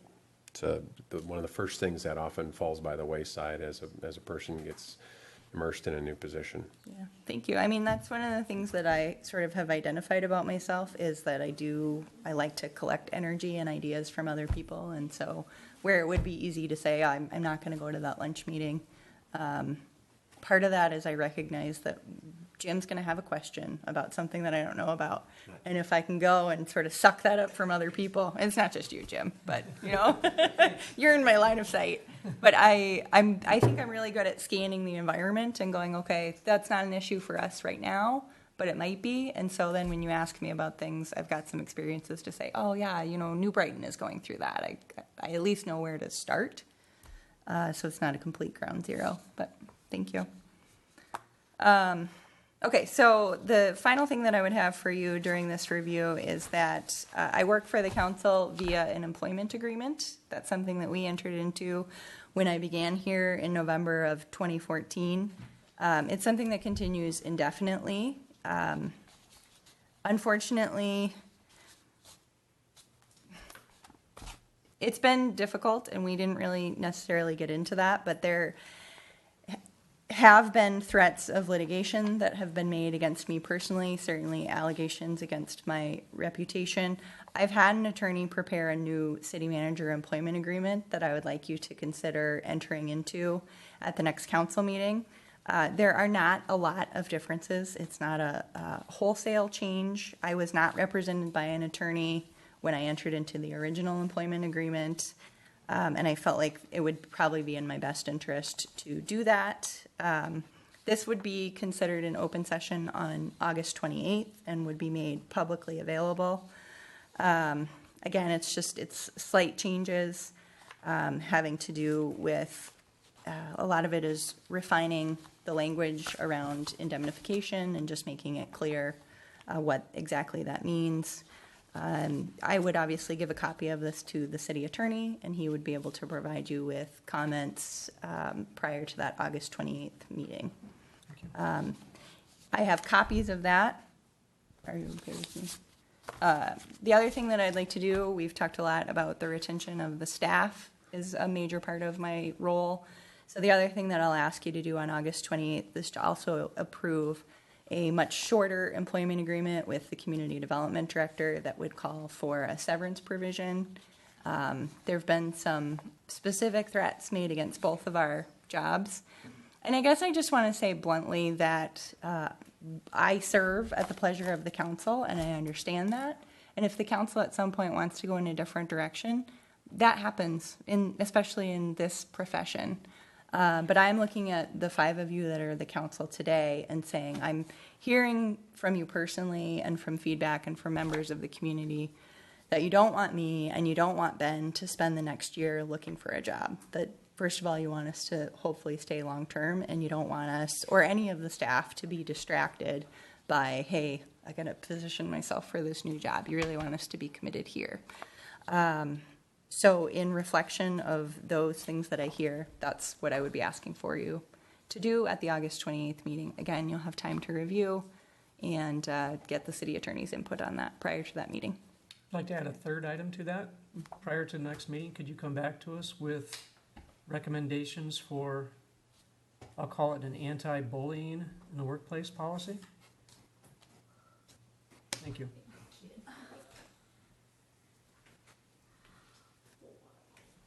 Best part of the meeting was just now. You know, because as a council member, that is my concern, what the future has in store. In private industry, we are And the destruction of such a good staff. In private industry, as managers, we go through annual ethics and HR training, and preventing a hostile workplace environment and establishing anti-bullying policies or EEOC requirements, and I don't think this should be any different. And I think there's been some very clear demonstrations of that kind of behavior, and it has to stop. And I think having a specifically articulated policy is the right first step to make sure there's no misunderstanding of what that means. It's a legal threat to the city. So. I am so sorry that you had to be threatened in writing by a bully a couple of times. You don't deserve it. Okay, final comments. I move we adjourn. Is there a second? I'll second that. All in favor signify by saying aye. Aye. All opposed? We are adjourned.